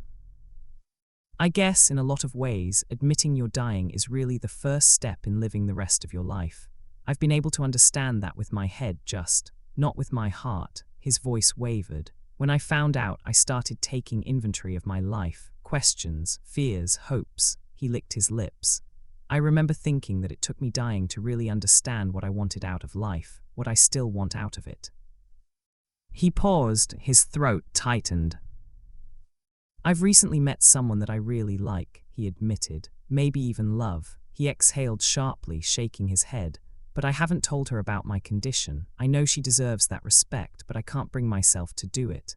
His voice dropped barely above a whisper. "She might cry, she might not believe it, she might offer to clean out my house, I just don't know." He looked down at his hands, "And I feel bad for that." In the back, Stephen closed his eyes. His fingers curled into fists at his sides. Dylan took a shaky breath. "So here I am, seriously ill, you know." His eyes glistened. "I can't sleep at night. I think about my friends. I wonder if I'll miss them or if I'll just be gone." His voice cracked. "I don't know if I'll go to heaven or hell. And to top it off, I'm caught up in all these numbers and statistics." He let out a bitter laugh, wiping his face. "How much time do I have left? Will it hurt? Is today the day?" He let that question hang there. Then he repeated it, softer this time. "Is tonight the night I go?"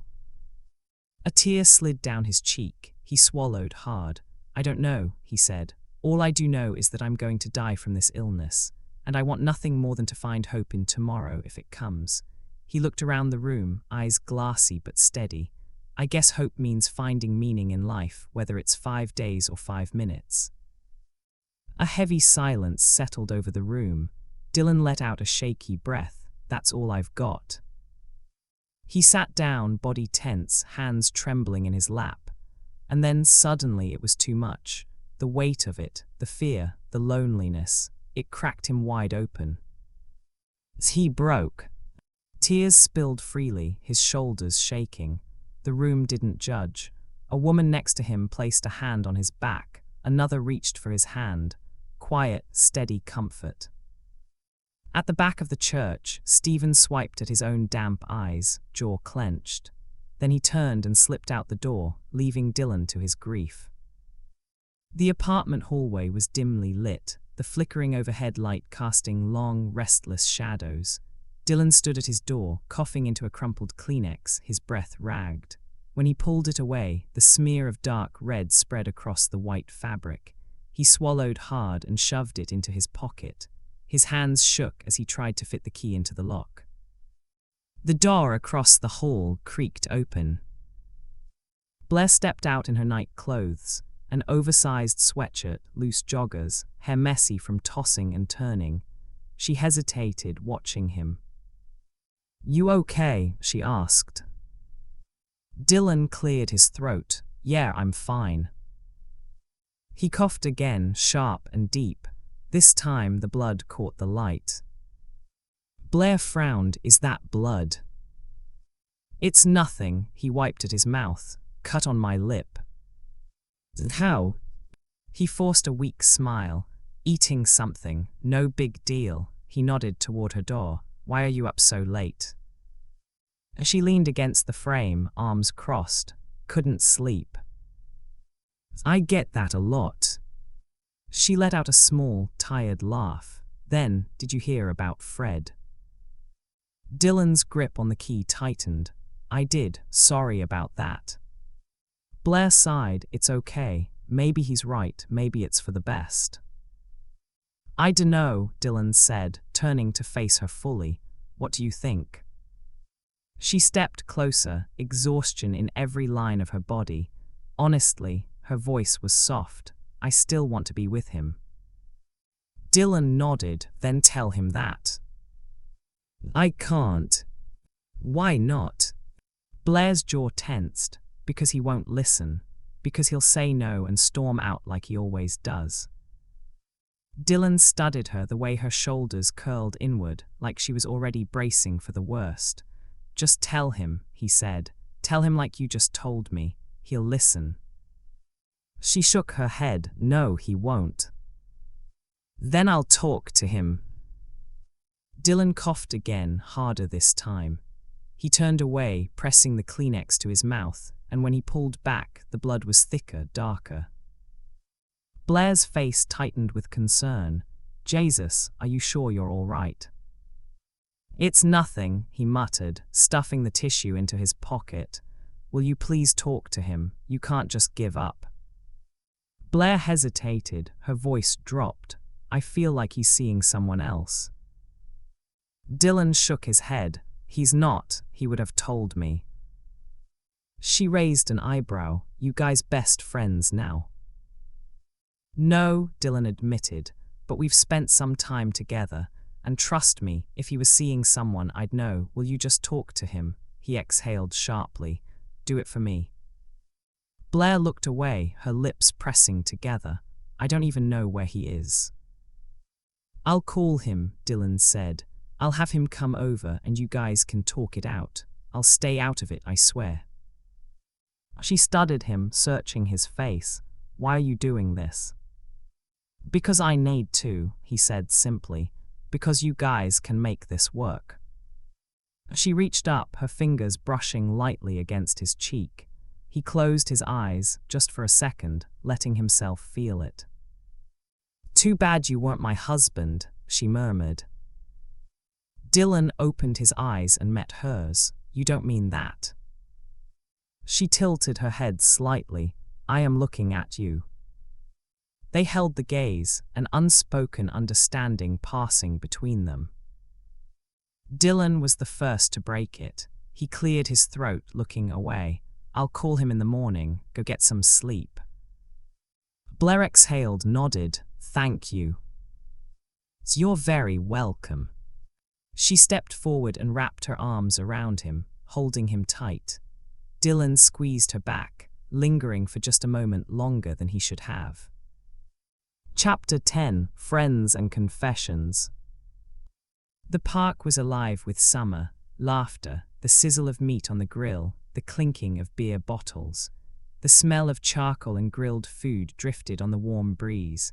A mix of shorts, tank tops, and sundresses dotted the lawn. Dylan walked up to Stephen and Jerry, his fingers laced with Sheila's. Jerry spotted him first. Here comes trouble. Dylan smirked. Hide your wallets. Stephen grinned and shook his hand. What's up, buddy? Dylan turned to Sheila. This is Sheila. She smiled. Hey guys, I've heard so much about you. Jerry took her hand. Good to meet you. Stephen followed. I've heard a bunch about you too. Sheila tilted her head. Good things, I hope.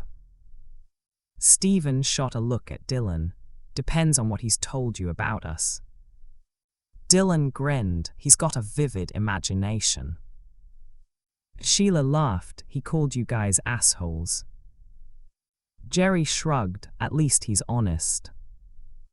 The group chuckled, the beer in their hands reflecting the late afternoon light. Dylan took a swig. Been here long? Jerry nodded. About an hour. You know who's here? Dylan raised an eyebrow. Who?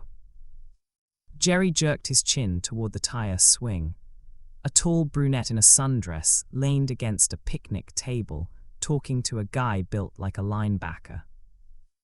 Jerry muttered, long legs. Sheila frowned, long legs. Stephen clarified, her real name is Heidi. Sheila studied her, her legs aren't that long. Dylan ignored that, who'd she come with? Rostag, Stephen said. Jerry scoffed, she's screwing with me, I know she is. She's a viper, the devil. Dylan sighed, relax buddy, I thought you were over her anyway. Jerry ran a hand through his hair, I was. Stephen smirked until he saw her again. Sheila glanced between them, wait, you guys dated or something? Stephen chuckled, practically engaged. Jerry groaned, why do you have to tell people that? Dylan took a swig of his beer, because it's true. Jerry scowled, such a dick. Sheila shrugged, why don't you just go say something? Jerry snorted, I can't do that. Why not? He hesitated, it's complicated. Sheila folded her arms, you're scared. No. Dylan leaned in, he is. Jerry shot him a glare, I am not. Stephen grinned, totally chicken shit. The group laughed, Jerry shaking his head in defeat. Jerry sighed, let's just drop it, okay? Dylan turned to Sheila, I'm gonna grab a drink, you want one?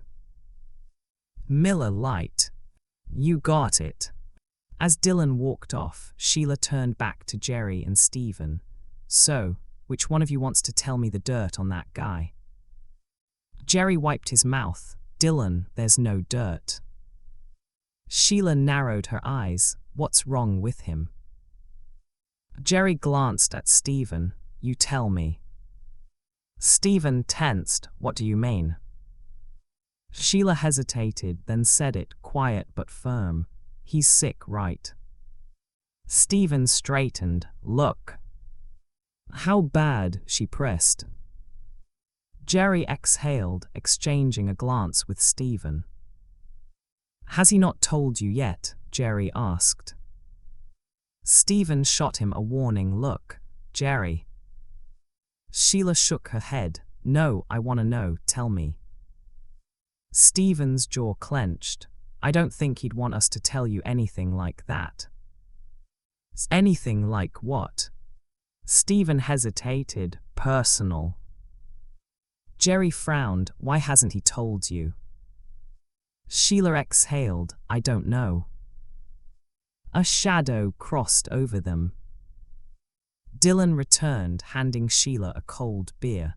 What are you guys talking about? Sheila hesitated for half a second, then smiled. Oh, nothing. Dylan squinted at her. Sounds exciting. Stephen clapped his hands together. Hey, let's eat, huh? The sun's out, we've got beer, some new friends, shall we? They toasted, beer bottles clinking. Sheila took a sip, but her eyes never left Dylan. Dylan lay on his back, shirtless, his chest rising and falling in uneven breaths. The dim bedroom light cast soft shadows over his ribs, sharper now with the weight he'd lost. He swallowed against another cough, holding it back, listening to the quiet sounds of Sheila in the bathroom, the soft swish of the faucet, the rhythmic strokes of her toothbrush, the way her hips shifted slightly when she spit and rinsed. She caught him watching. What? Nothing. She wiped her mouth with the back of her hand. You're staring. Is that not allowed? She smirked and turned off the light, walking toward the bed as she peeled off her shirt and jeans. She had a body that was effortless, soft where it should be, toned where it mattered. She slid under the sheets beside him, her warmth pressing into his side. I have to ask you something, she said. Dylan exhaled, sure. I know you're sick.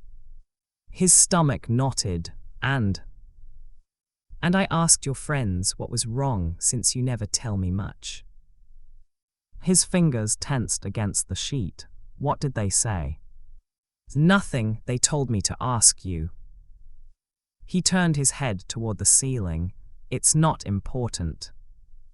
She shifted, propping herself up on her elbow. Yes, it is. I need to know. Dylan rubbed his face. His voice was tired. I'm afraid to tell you. Why? She whispered. I care about you. I see you. I've noticed the weight loss, the way you don't even try to hide that cough anymore. He swallowed hard. Sorry. I saw the bloody tissues in the bathroom, Dylan. His jaw tensed. He said nothing. She touched his face, her thumb grazing his cheek. Please tell me. The silence stretched. Finally, he spoke. It's terminal. She blinked. What's terminal? It's my condition. They don't believe I can recover. She sat up fully now. Terminal as in how much time? His voice barely made it out. Anytime. She pulled back like he'd hit her. What? Dylan forced himself to meet her eyes. I've tried everything. Every experimental treatment, every alternative therapy, but nothing's worked. I'm just stuck, waiting. Her voice cracked. Waiting for what? He gave her a small, empty smile. For whatever comes next. Sheila's breathing turned shallow. Oh my God. Dylan reached for her hand. Don't freak out. Don't freak out, she snapped. You're dying. Yes, but there's no reason to. She pushed off the bed, grabbing for her clothes. The tears hit her so fast, she barely had time to blink them away. How could you do this to me? Dylan sat up. Wait, what? She yanked her jeans on, her hands shaking. You led me on. His chest tightened. No, I didn't. Sheila, listen to me. She buttoned her pants. I have to go. Dylan swung his legs off the bed, moving faster than he should have. Why? What did I say? You lied to me. That's not fair. You lied to me, she shouted. Dylan stumbled forward, blocking the door. His breath hitched, his lungs protesting. No, I won't let you leave like this. You have to talk to me. Move. He didn't tell me how I lied to you.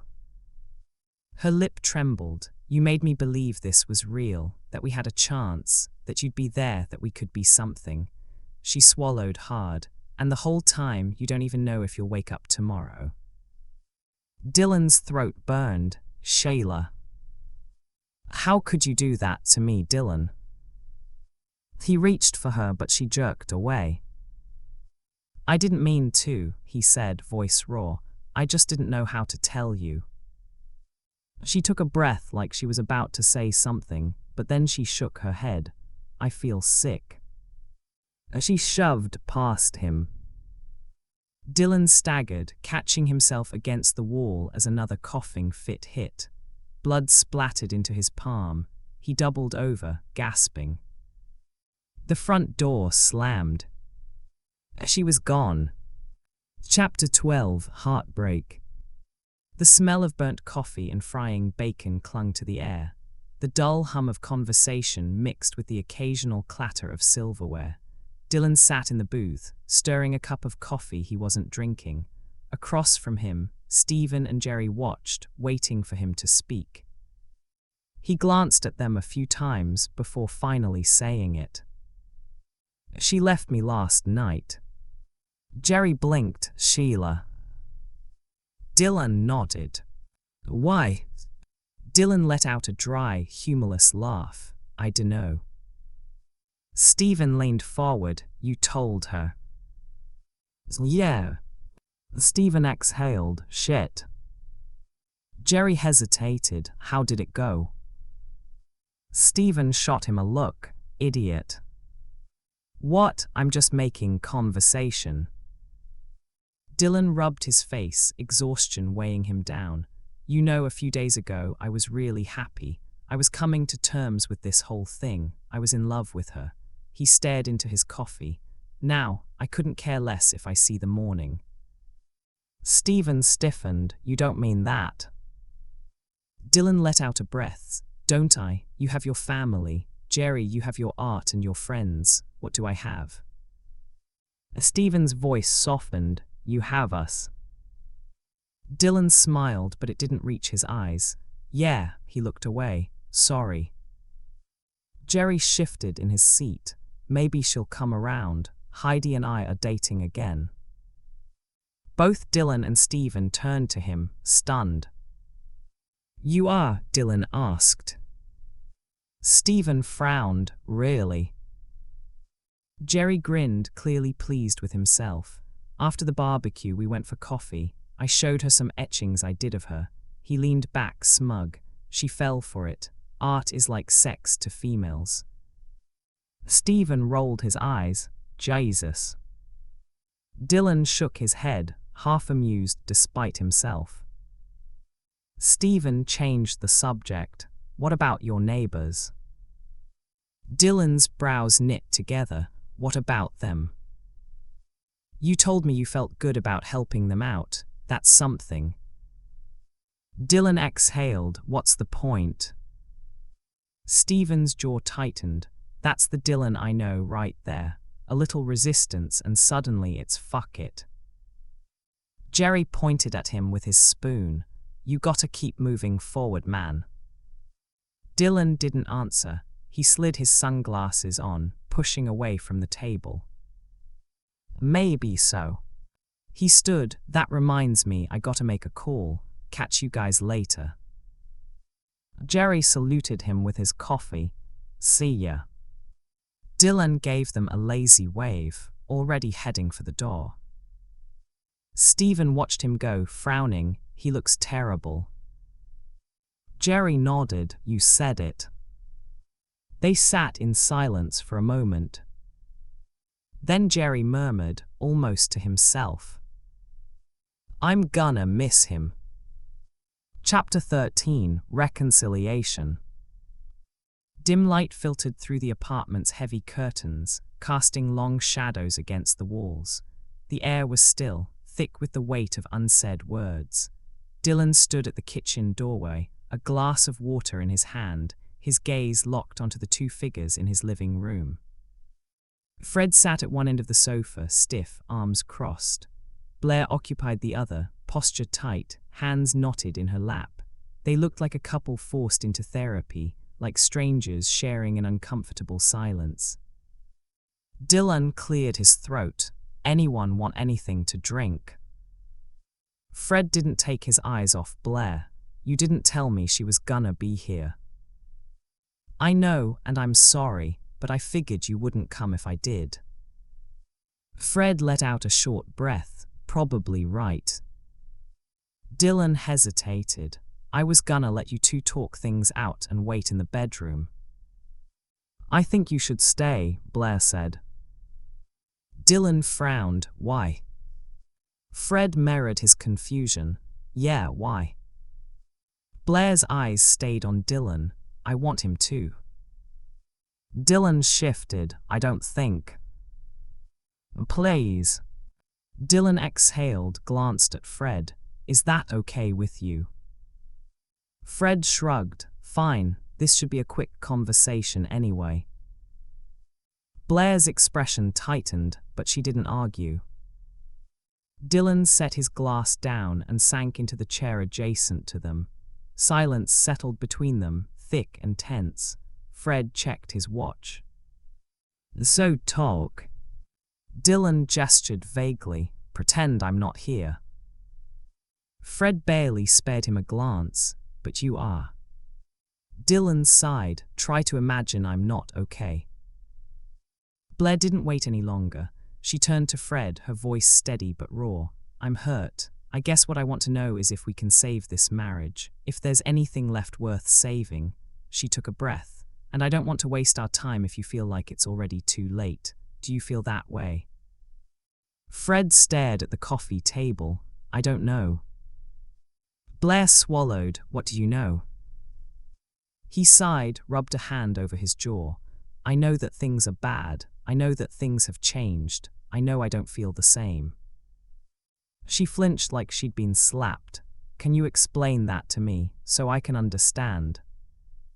Fred hesitated then, flatly. I don't feel the same, that's it. Blair's voice wavered. Is it me? Is it something I did? Is it the kids? No, it's not the kids, and it's probably not you either. She searched his face. So then what? Fred's voice dropped, quieter than before. It's me, Blair, it's me. Silence. Dylan watched the exchange, his jaw tight. Blair's voice barely rose above a whisper. How so? Fred exhaled, gaze heavy. I've forgotten how to love you. Blair let out a breath like she'd been holding it in for years. Her eyes glistened. Why? Fred shook his head. I don't know. Life got in the way. I changed. Blair inched forward. It doesn't have to be this way. We can start over. Fred's lips twitched, a ghost of a sad smile. How? People don't change. Yes, they do if they want to. You can. Fred shook his head. No, they don't. They just hide the truth until it explodes, and then it rears its ugly face again. Nobody changes. And then? Yes, they can, Dylan said. Both Fred and Blair turned to him. Fred's brow furrowed. What? Dylan sat forward, elbows on his knees. She's right, listen to her. He exhaled. Please listen to her. Fred narrowed his eyes. How do you know? Dylan held his gaze. I changed. I'm changing right now. Fred scoffed. What are you talking about? Dylan shook his head. This isn't about me. You're not married. What do you know? Dylan's throat tightened, and I regret that. He glanced at Blair. But there's nothing I can do about it. Right here, right now, this amazing woman is asking you to let her back into your life. Fred eyed him. You a licensed counselor now. Blair touched Fred's arm. Please. Dylan softened his tone. Please, just hear her out. Fred's shoulders dropped slightly, his resolve cracking. Blair's voice trembled. I promise you, I will do anything to make you happy, to save this marriage, for our children, for us. I want you to want me again, to need me again, to notice me again. Fred swallowed hard, his fingers twitched in his lap. And then what? He asked quietly. We forget the past. Blair nodded. I can do that. Fred's voice barely held together. What if I can't? She reached for his hand. I can help you heal. Fred opened his mouth, but nothing came out. His jaw clenched. Then, softly, what if I'm ashamed of what I've put you through? His voice broke. I'm afraid to face the kids. Blair's eyes filled. I don't care about the past. I care about here and now. I care about you. The kids will understand. They need their father. I need him too. Fred finally looked at her. Tears welled in his eyes. His lip trembled.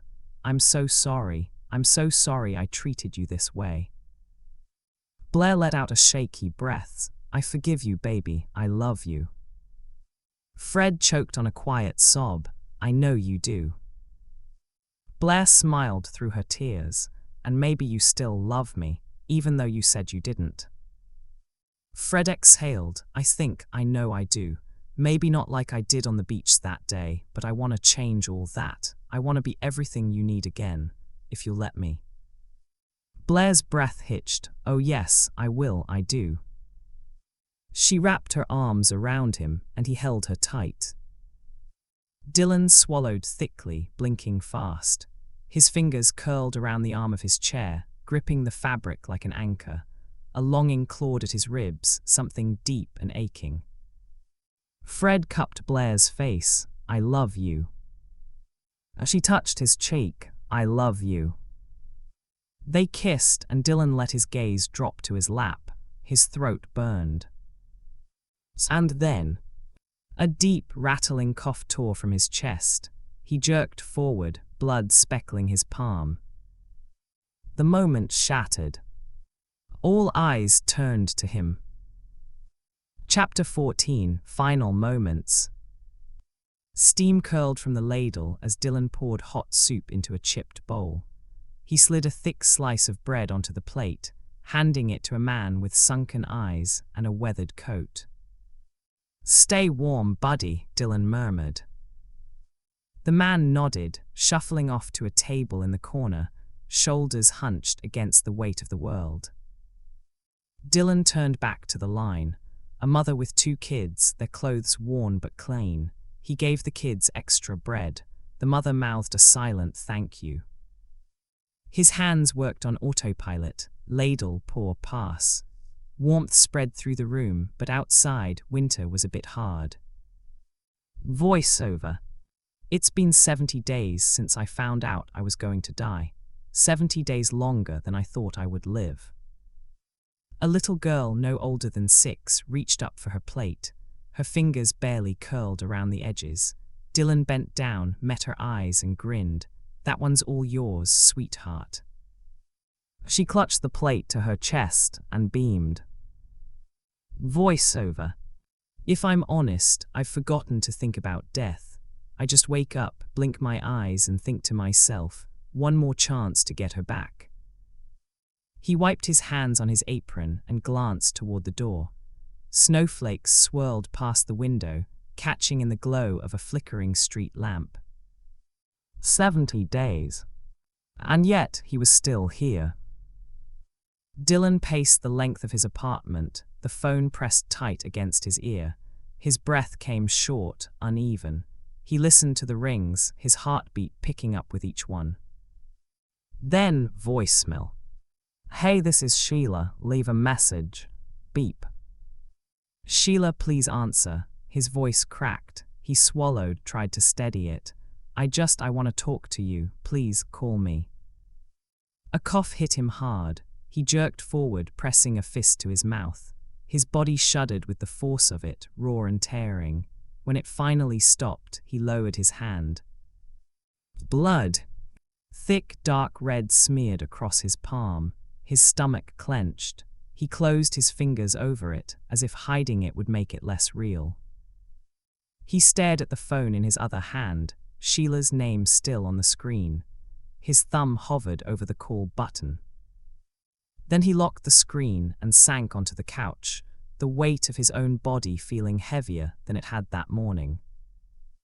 Laughter swelled through the club, bouncing off the low ceilings, spilling from table to table like a contagious fever. The comedian on stage had them in his grip, working the mic with the ease of someone who lived for this. Dylan barely heard a word. His eyes were fixed somewhere beyond the stage, past the crowd, past the dim glow of neon beer signs. His thoughts were a loop, Sheila's voicemail, the blood in his palm, the weight of time slipping through his fingers.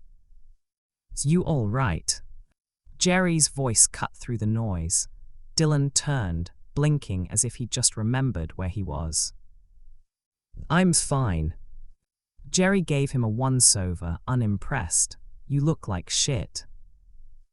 Dylan let out a breath that was almost a laugh. Yeah. The comedian landed his punchline. The room erupted. Dylan barely flinched.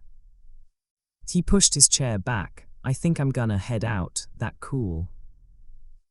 Jerry grabbed his jacket without hesitation. I'll go with you. No argument, no hesitation. Dylan didn't say it, but it meant something, maybe everything. The church was silent, the kind of silence that pressed against the skin, heavy and unrelenting. A single candle flickered near the altar, its light barely reaching the darkened corners of the sanctuary. Stained glass windows loomed overhead, muted colors casting faint patterns on the empty pews. Dylan sat in the middle row, shoulders hunched, hands clasped between his knees. His breathing was uneven. His chest ached, not just from the sickness, but from everything. He wiped at his face, but the tears kept coming. He hadn't even realized he was crying. He wasn't the praying type, never had been, but now, with nothing left to hold onto, he tilted his head back, staring at the vaulted ceiling as if there might be an answer there. "I don't know what I'm doing," he whispered, his voice barely carried in the vast emptiness. "I don't even know why I'm here." His fingers tightened into fists. I don't want to be alone." The words sat there, hanging in the dim light. No response, no sudden sign from above, just the quiet. Dylan swallowed hard and dropped his head into his hands, his body trembling with the weight of it all. The parking lot was nearly empty, a few scattered cars baking under the afternoon sun. The heat shimmered off the asphalt, the air thick and stagnant. Dylan looped his bike chain around the metal rack, his fingers moving on autopilot. He barely registered the clink of the lock as it clicked into place. His other hand clutched his phone, pressed tight against his ear, desperate. "I know you're angry, but please, just pick up the phone and call me," he said, voice low, raw. He paced a slow line, sneakers scuffing against the concrete. "I need to explain things. I want to talk to you. Please call me." Silence. He let out a breath, his thumb hovering over the screen. Then, with a sigh, he ended the call. The cough hit him before he could brace for it, sharp and tearing. He hunched over, burying it into his sleeve. His body convulsed with the force of it, ribs aching from the impact. He pulled his arm away, his sleeve damp, dark. Blood. Dylan exhaled, long and slow. He wiped his mouth with the back of his hand, straightened, and forced himself to keep moving. The candle flames flickered, stretching shadows across the walls. The scent of rosemary and roasted vegetables filled the air. Blair sat with perfect posture, her hands resting lightly on the table, the burgundy silk of her gown spilling over her legs. Fred watched her, his smile small but real, not forced, not polite, genuine. It had been a long time since she'd seen that. Soft jazz played from the speakers in the corner, something smooth and slow, weaving through the room like a whisper. The clinking of silverware was the only other sound. Blair reached for her wine glass, took a small sip, then set it down carefully. "You're staring," she said, a hint of a smile touching her lips. Fred shrugged. "I'm just remembering." Her fingers brushed the rim of her glass. "What?" Fred shook his head, still smiling. Us, feels like a long time ago." As she nodded, "It does." The conversation moved in gentle waves, soft words and small laughter. They spoke about the kids, about old trips, about things that had nothing to do with the pain they had barely crawled out of. For tonight, the weight was gone. They were young again, untouched by time, by bitterness, by regret. Somewhere in the universe, another story was ending. The fluorescent lights overhead hummed, casting a pale glow over rows of synthetic hair. Mannequin heads lined the shelves, their vacant stares aimed at nothing. Sheila leaned against the register, one elbow propped, chin resting in her palm. The store was dead, just her, the wigs, and the sound of a distant car passing outside. As her eyes flicked to the door, the bell above it hadn't jingled in over an hour, maybe longer. She wasn't even sure who she was waiting for. But she was waiting. Sheila exhaled slowly, her shoulders sinking. No matter how many times she told herself she was right to walk away, the weight in her chest hadn't lifted. If anything, it had settled deeper. Her gaze dropped to the counter. A stray blonde wig sat there, half out of its box. She reached for it absently, smoothing her fingers through the strands. Soft, unreal, a replacement for something lost. Her fingers stilled. Her eyes turned sad. That night in the dim corridor of the apartment building, the stale air was punctuated only by the low hum of distant traffic and the soft click of keys in a lock. Dylan paused at his door, his hand trembling slightly as he inserted the key.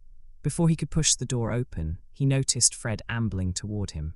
Fred carried a folded newspaper under one arm and wore a grin that seemed at odds with the late hour.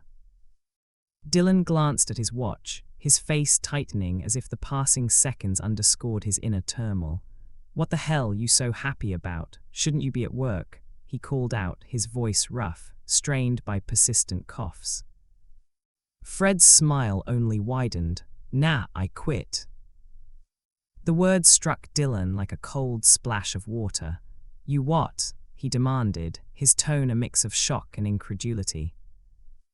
"Yeah," Fred repeated evenly, "I quit."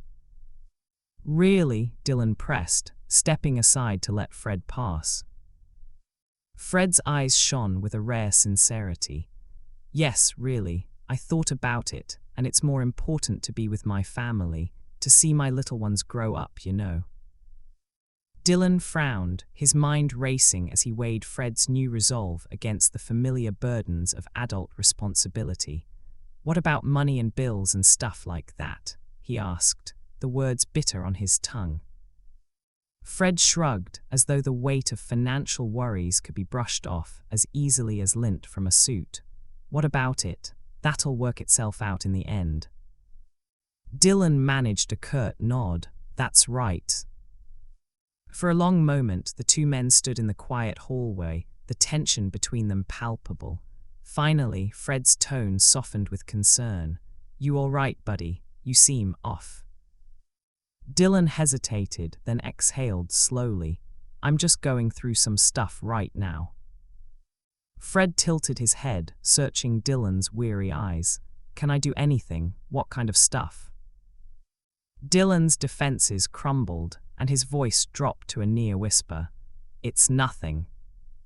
"Physical stuff," Fred interrupted, a quizzical eyebrow arching. Dylan's shoulders slumped. "Not exactly. Truth is, I met a girl and she left me." Fred's expression softened further, his concern deepening. "When?" "A few weeks ago," Dylan replied, his voice catching as a harsh cough rattled him. Fred's eyes widened. "Jesus, that's a bad cough. You sure you're all right?" Dylan waved him off with a forced grin, though it faltered as he pressed a hand to his chest. "I'm fine. I gotta get inside." Fred paused at the door, then said, "Okay, well, let's get together tomorrow. I want to thank you for everything. Blair too." "Sure," Dylan answered, his nod slow but genuine. Fred patted him on the back with a quiet sincerity that cut through the night. "Thanks, buddy." They exchanged one last look, an unspoken acknowledgement of shared struggle, before parting ways in the cool darkness of the hallway, their footsteps echoing into the night. The air inside the bedroom felt heavy, still. Dylan staggered toward the bed, his body convulsing as another violent cough ripped through him.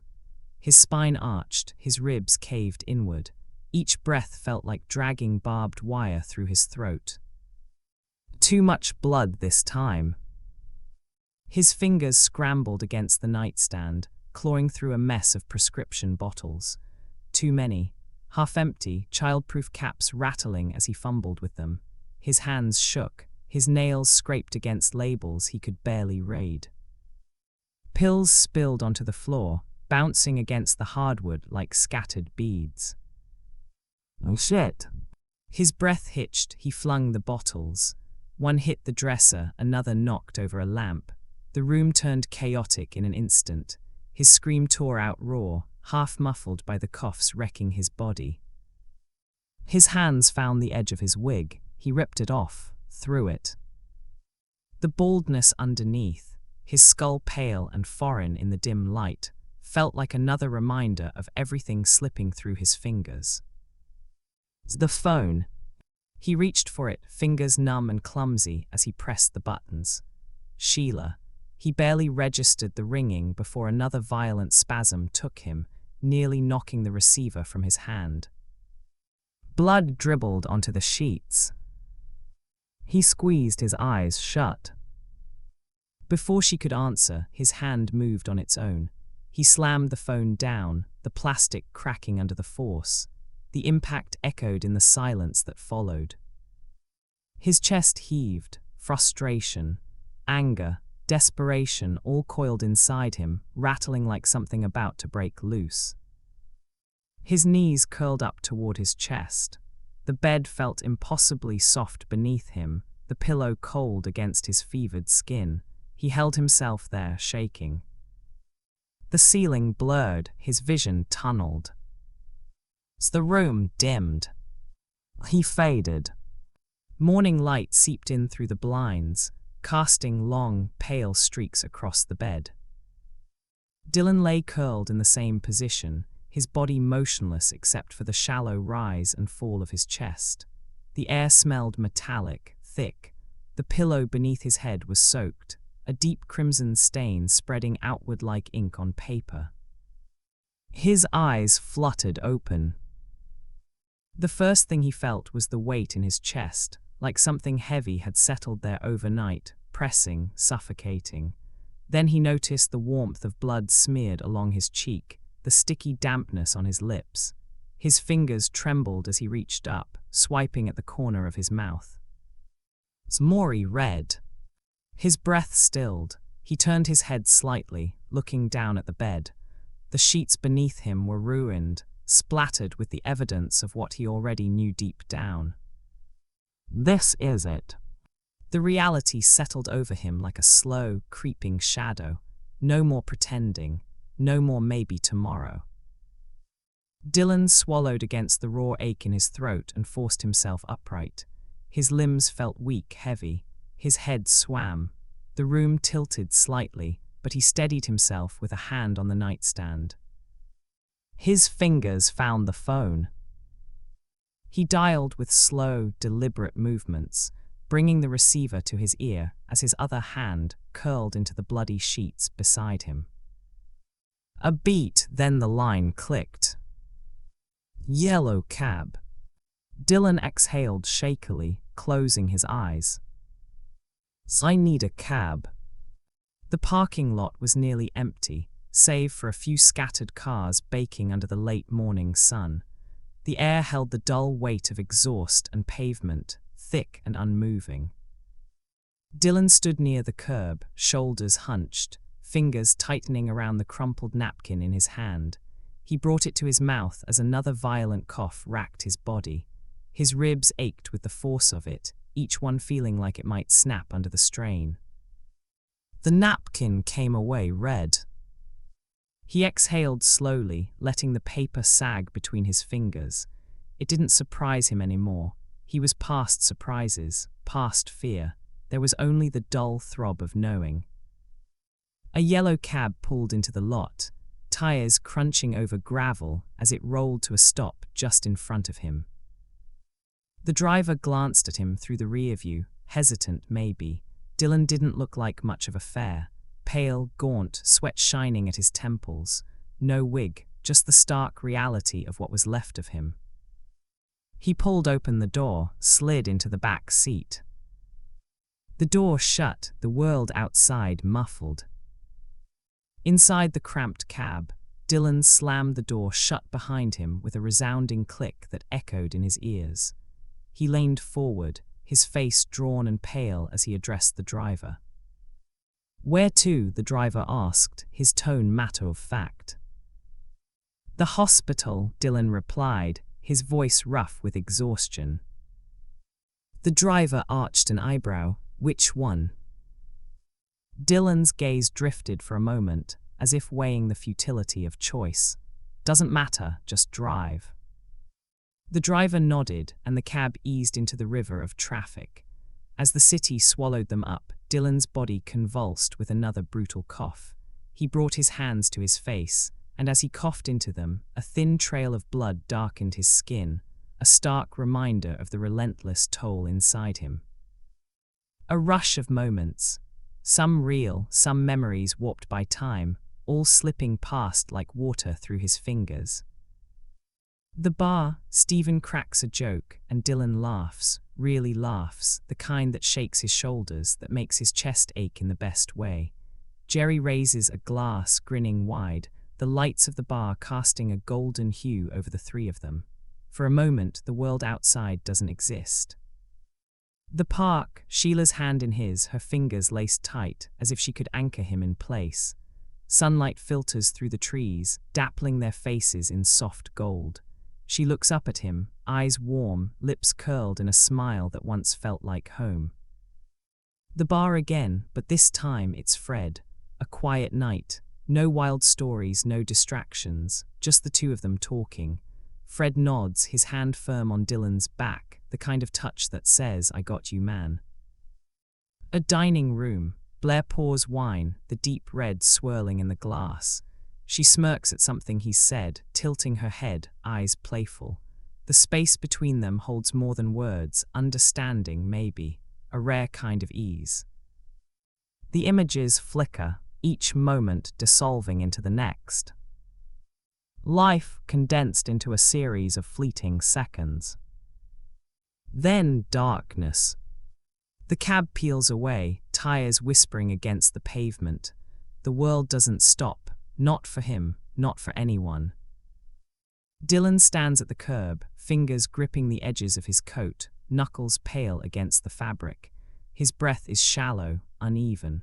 The weight of exhaustion presses down, heavier than ever.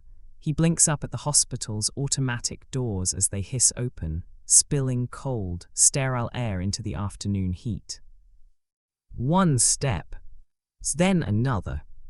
Each movement feels forced, like his body is working against him, like something deep inside is already shutting down. Inside, the ER hums with life, phones ringing, heels clicking against tile, voices blending into a dull, constant murmur. A nurse behind the intake desk barely glances up at first, too caught up in paperwork, in the steady influx of people needing help. Then she sees him.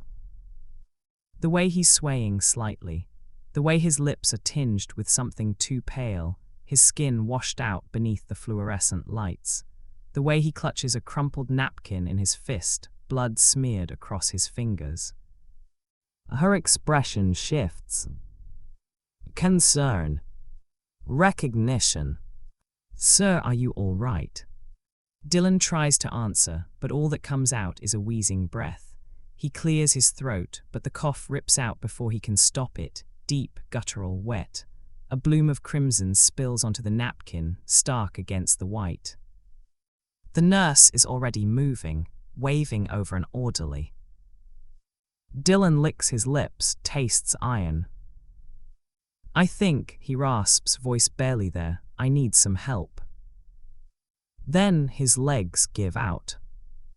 The ballpoint pen trembled in his grip, its tip scratching unevenly against the form in front of him. Name, that part was easy enough. The rest blurred together, a series of lines and boxes demanding details he no longer had the strength to give. His hand jerked, a sharp, sudden cough tore through his chest, rattling his ribs. He barely got the napkin up in time. The sound was thick, wet, wrong. Then he saw it. A single drop of blood, bright and vivid, soaking into the white paper beneath his name.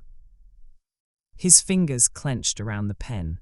He blinked hard, willing his body to cooperate, but the room had started tilting. The fluorescent lights overhead hummed too loudly. His breath came shallow, uneven. A voice cut through the fog. "Sir." He barely registered the nurse as she leaned over the counter, eyes wide. A beat of silence, then she was calling for help. Footsteps, the squeak of rubber soles on tile. Strong hands gripped his arms. He barely resisted as two male nurses lifted him from the chair, guiding him down, lowering him into a wheelchair. His head lolled to the side, exhaustion sinking into every bone. "Let's get him to ICU," one of them muttered. The world blurred, movement pulling him forward. Fluorescent lights flickered overhead, passing in slow, steady beats as they wheeled him down the hallway. He tried to focus, to keep his eyes open. But then, just for a moment, just long enough for the fear to slip away, Dylan let the darkness take him. Darkness stretched around him, soft and endless. But within it, flickers of light, fragments of a life already slipping through his fingers. He was small again, knees pressed into warm earth, hands grasping plastic wheels as his toy trucks carved trails through the tall grass. The sun beat down on his back, golden and endless, the sky above impossibly blue.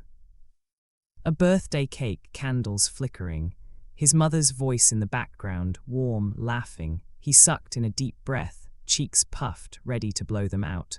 A wish sat on his tongue, forgotten the moment the flames vanished. Older now, wind rushing past as he pedaled hard, his leather jacket unzipped, flapping behind him. His mohawk stood defiant against the breeze. The world felt vast, limitless. His heart thumped with the reckless certainty that he had all the time in the world.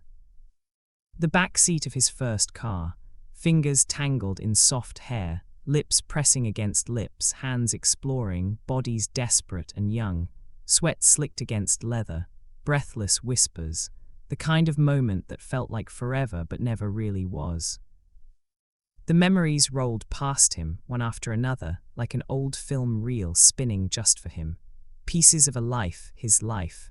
Not long enough, not nearly long enough. But it was his.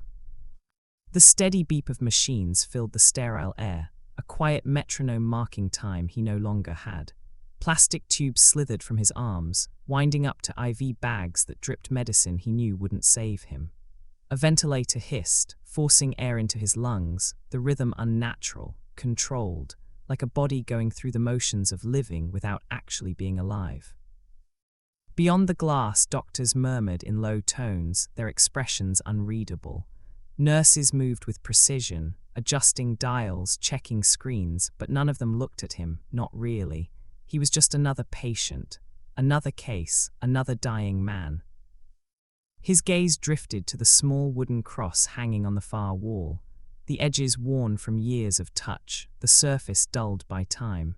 Someone had put it there, maybe for moments like this, when a person had nothing left but prayers they were too tired to say. Tears welled in his eyes, warm against his cooling skin. He wasn't sure who they were for, himself, Sheila, the life he wanted but couldn't have. He blinked hard, chest rising and falling with the machine's effort. It wasn't supposed to end like this. Fred rapped his knuckles against the door again, harder this time. The sound echoed down the quiet hallway. Nothing. Blair shifted the plate of food in her hands, her fingers tightening around the edges. He's always home, she murmured. Fred tried the handle, locked. A bad feeling crept up his spine. He knocked again, louder. Dylan, hey man, open up. Silence. Fred turned to Blair, her face pale with worry. The unopened bottle of wine trembled slightly in her grip. He exhaled sharply, then reached for his key ring, fingers fumbling. I still have the spare he gave me, he said, voice low. Blair nodded, pressing the plate to her chest. Fred slid the key into the lock, hesitated for just a second, then turned it. The door swung open. Stephen leaned back in his chair, the quiet hum of the office doing nothing to settle the unease gnawing at his gut. Something wasn't right. He drummed his fingers on the desk, staring at the phone like he could will it to ring. Dylan should have answered. Hell, even a text, something. Outside the window, the city moved as it always did. People rushing, cabs honking, life pushing forward. But inside, Stephen felt a slow, sinking weight settle in his chest. He picked up the phone again, hesitating for just a moment before dialing Jerry. The bristles of Jerry's brush hovered over the canvas, the faint strokes of grey and white taking shape as pigeons clustered at the bottom corner of his work. He adjusted his grip, narrowing his eyes at the real birds pecking at scattered crumbs near the bench. Then, without warning, the entire flock lifted. Wings flapped in unison, a sudden eruption of movement. Jerry froze, brushed midair, watching them ascend, higher, smaller, vanishing into the sky. A strange chill ran through him. He didn't know why, but something about it made his stomach twist. Like an omen, like something had shifted. He set the brush down and reached for his phone. Her fingers hovered over the keypad. The picture in her other hand felt heavier than it should, like the weight of everything she'd been avoiding. Dylan's smile, so full of life, so unlike the last time she'd seen him, stared back at her. She swallowed hard. The shop was quiet, the hum of the overhead lights the only sound. No customers, no distractions, just the phone, the picture, and the pounding of her own heart. She exhaled sharply and dialed.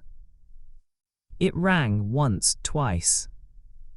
Then, "The number you have dialed is currently unavailable." Her breath hitched. She pulled the phone away, staring at the screen as if she could will it to change. A sick feeling crawled up her spine. Something was wrong. The waves lapped at the shore, indifferent to her offering. The shells vanished beneath the foam, swallowed whole. Deb watched, waiting for something, anything. A sign, a feeling, but the ocean gave nothing back. The wind picked up, threading through her hair, chilling the warmth of the sun on her skin. She crossed her arms over herself, more out of habit than cold. A memory surfaced, Dylan laughing, standing at the edge of the water, daring the waves to chase him. She could still hear it, that deep, careless laugh, like he had all the time in the world. But time was cruel. She closed her eyes, the weight in her chest sinking deeper. The tide rolled in, erasing her footprints. Dylan lay on the ICU bed, his eyes fluttering weakly as he coughed in harsh, silent bursts. The steady plinking of the monitors quickened, each beep a frantic testament to the failing rhythm of his heart. In that sterile chamber, every breath was measured, every moment both a gift and a reminder of what was slipping away. DILLON, voiceover. 100 days. That's how long I made it. 100 lives, all one day in length. 100 tries to get it right. 100 days. Doctors and nurses swarmed around him, their faces set in grim determination as they administered drugs through a maze of IV tubes. A defibrillator was wheeled in, its metallic form casting a cold shadow as its electrodes were fastened to his frail body. The room filled with the low hum of urgent voices, punctuated by the staccato clatter of machines being prepared for one last desperate attempt. DILLON, voiceover. 100 regrets. If we only have one more day, one more chance, one more kiss, one more minute to share with her, to have and to hold in her wedding dress. Then, without warning, his condition collapsed into cardiac arrest. His breath ceased, his eyes rolled back as the monitors flatlined. The defibrillator was used 3 times in quick succession, each shock a desperate plea for life, but no movement stirred in his still, lifeless form. DILLON, voiceover. I'm okay now, I'm safe, I'm happy, I'm not afraid for once. She's going to make it, they're going to be happy, my friends will remember me for who I was. And then, undeniably, he was gone. A nurse gently folded Dylan's arms over his chest. A soft, white sheet was drawn up slowly over his body. Another pressed her lips together, blinking hard before reaching for the clipboard. Time of death, the doctor repeated, voice steady but hollow, 1:15 p.m. And just like that, 100 days later Dylan was a name on a chart, a record in the system. It's the end